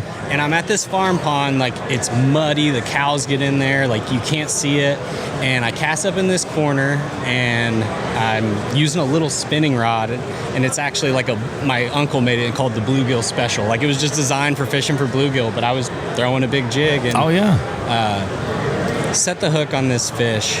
And I remember my dad was like all the way across the pond, and I've never seen my dad run. He knew you had a big one. Well, he thought I was hooked on the bottom because, you know, the rod's doubled over. And I'm like, Dad, I got a big one. He's like, whatever. He's just hooked. He's going to break off. He saw it break water, and my dad is in steel toe boots and jeans. Like stride, big stride, yeah. And I remember as I'm getting towards the bank, it's muddy, and he's like, don't lift, pull. Right? He's like, don't lift up the rod. He's like, just walk backwards. And I remember I'm walking backwards, and right as he reaches down and grabs it in the lip, my line snaps. And he picks it up, and we're like screaming, you know? And it was one of those things where I really wish in hindsight, I really wish we would have been able to like return that fish. But I caught it, and it was so big, and I was so excited. It was like, well, we got to keep this, and I'm going to get this mounted. You know, it's like one of those things where of course. You catch an almost 7-pound fish at 10 years old, and that really kind of sets the tone. Definitely. You're not thinking about it. No. Yeah. And nowadays, you can take pictures, you can take measurements, and you can build a replica without killing the fish, which is beautiful. And the replicas last so much longer. Yes, especially if you get a good one. Yeah, I mean, it's true. That's a big deal. You get what you pay for, and if you pay good money, it'll last a very long time, and you can take care of it. So that's awesome, dude. That's freaking awesome, yeah, man. we tied it. I remember we tied it to the back of the truck. My dad was like, he had it on a stringer, and he just tied it to the hitch of the truck as a joke. Like, this thing's not going anywhere, you know, one of those. And took it over to my grandma's and put it on an old grain scale to try to figure out what it weighed. And I have a picture of my sister. She was probably like 6 at the time, laying next to it to try to like give you a reference. Give some perspective. Yeah. That's awesome. And there's a picture of me holding the fish, like a big cheesy smile on my face, you know, like teeth missing, all of that. So dude, that was it. Awesome, yeah, that man. was. I love that shit. And then it's funny, like I went, you know, I put in a lot of hours. I catch a lot of fish over 20 inches, and those are big bass. You know, those once you are get huge. into that, Yeah, absolutely. But like, you know, the weight. To me, it fluctuates so much. That's never really been a thing. But this year, I was fortunate enough to catch one that was bigger than that. That's awesome. And then it's like, okay, now what's the next step? You know, like, exactly. I know I can do it again. I know I can repeat that success. Have you done any traveling specifically to fish? Not too far. I mean, not outside of the state, other than just some like small trips, and then like the salmon trip and stuff like that. But we're actually looking at going to Myrtle Beach this summer, and I've got a bait caster that's saltwater safe. So yes. I'm looking at trying to figure out something at least. Why not? Target something or whatever. But put together a high-low rig and just go to town. Yeah. You know. So I don't know. I want to get into it. I want to get a little bit. And the whole idea of the scavenger hunt, I really like that. Dude, you love it. Are you a competitive angler at all? I'm competitive on like internally. Myself. Yeah. It's like that's how I am. It's always something where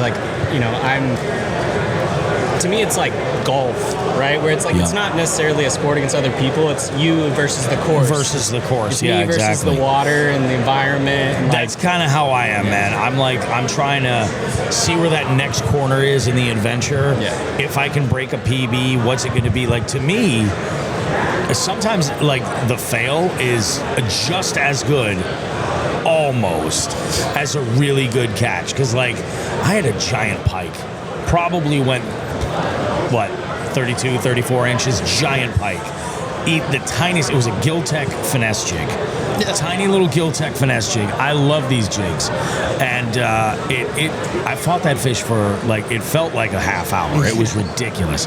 Dude pulled me into the ground, and I lost him.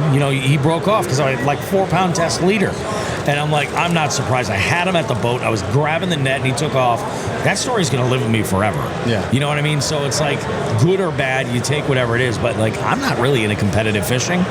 This scavenger hunt is a blast. Yeah, because then you're it's there's one regular, Mike Hansen, aka Binya Outdoors, likes to say. He likes to say all the time, oh yeah. He's like, you have not lived until it's been the last week of the month, and you're like, I need to find an 8-inch bluegill today.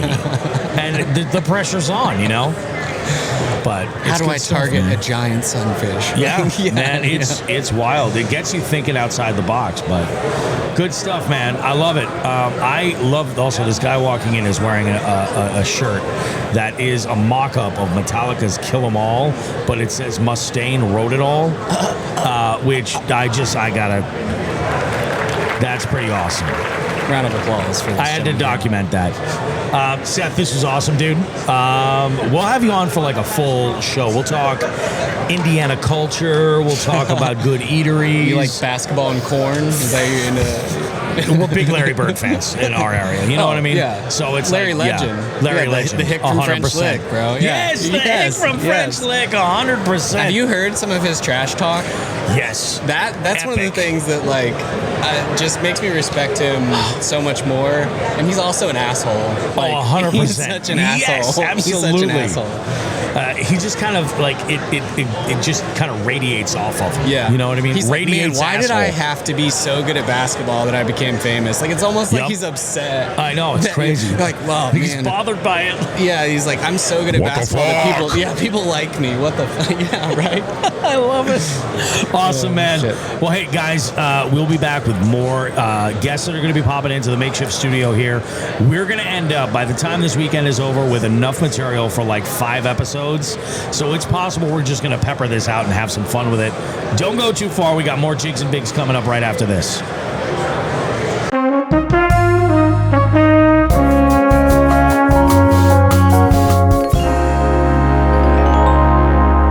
Wow, guys.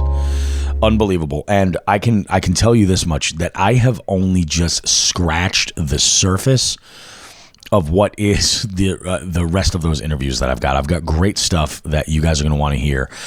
You're especially going to hear the interview that I've got coming up with JB from Vector Hooks.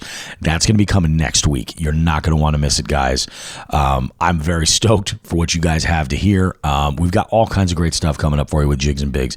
Again, we have the most amazing listeners, the most amazing followers, the most amazing supporters, and our Jig Heads. We love you guys so much. I can't even begin to explain how grateful I am that you guys support this show the way that you do, because you're amazing. You guys are absolutely amazing.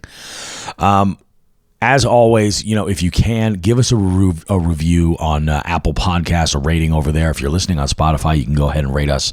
As you heard in that little trivia round, that we have a great rating over there, but we'd love to see 3 digits in the number of folks that have rated us.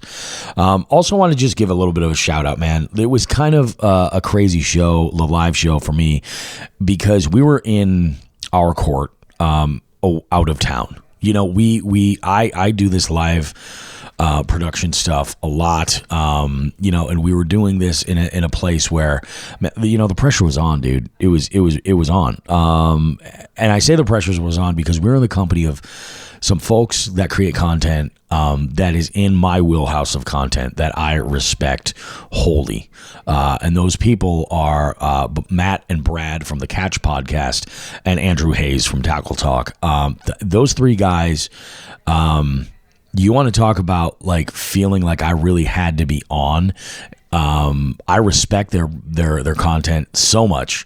They're in my little weird world of doing audio podcasts, and I appreciate them unbelievably. They were there. They had a great time. We're looking forward to having all of them on the show at one point or another to get nerdy and talk podcasting stuff and content, as well as lots and lots of fishing. I got to tell you guys, this was absolutely amazing. Good stuff. I'm a little bit torn.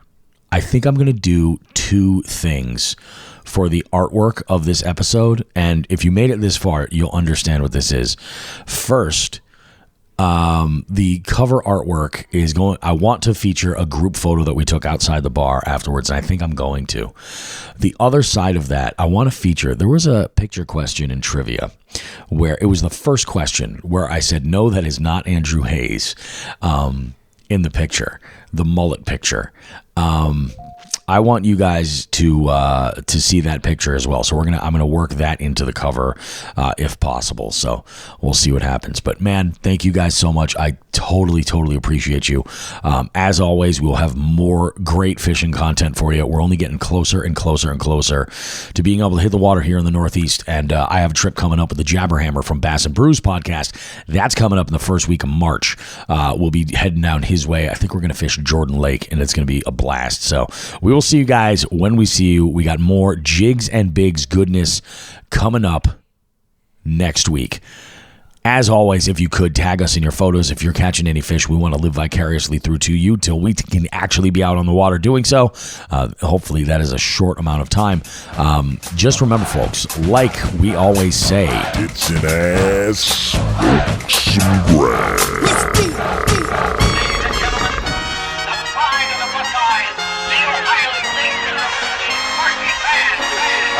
Check this out.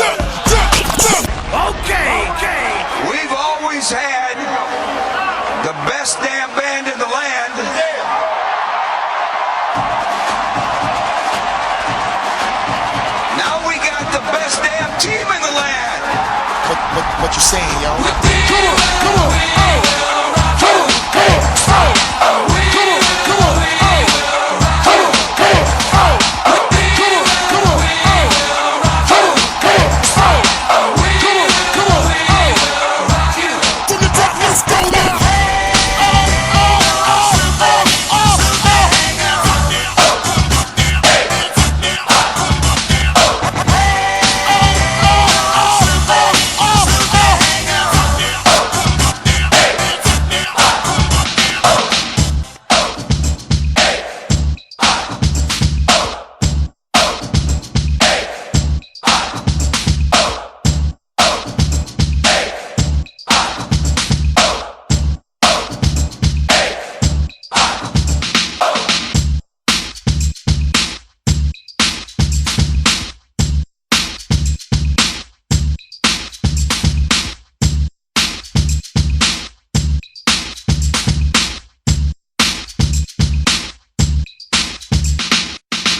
Okay, it's Willa Joy getting the crunk in the mix right now with D Toto, baby. Yeah, yeah, yeah, yeah, yeah.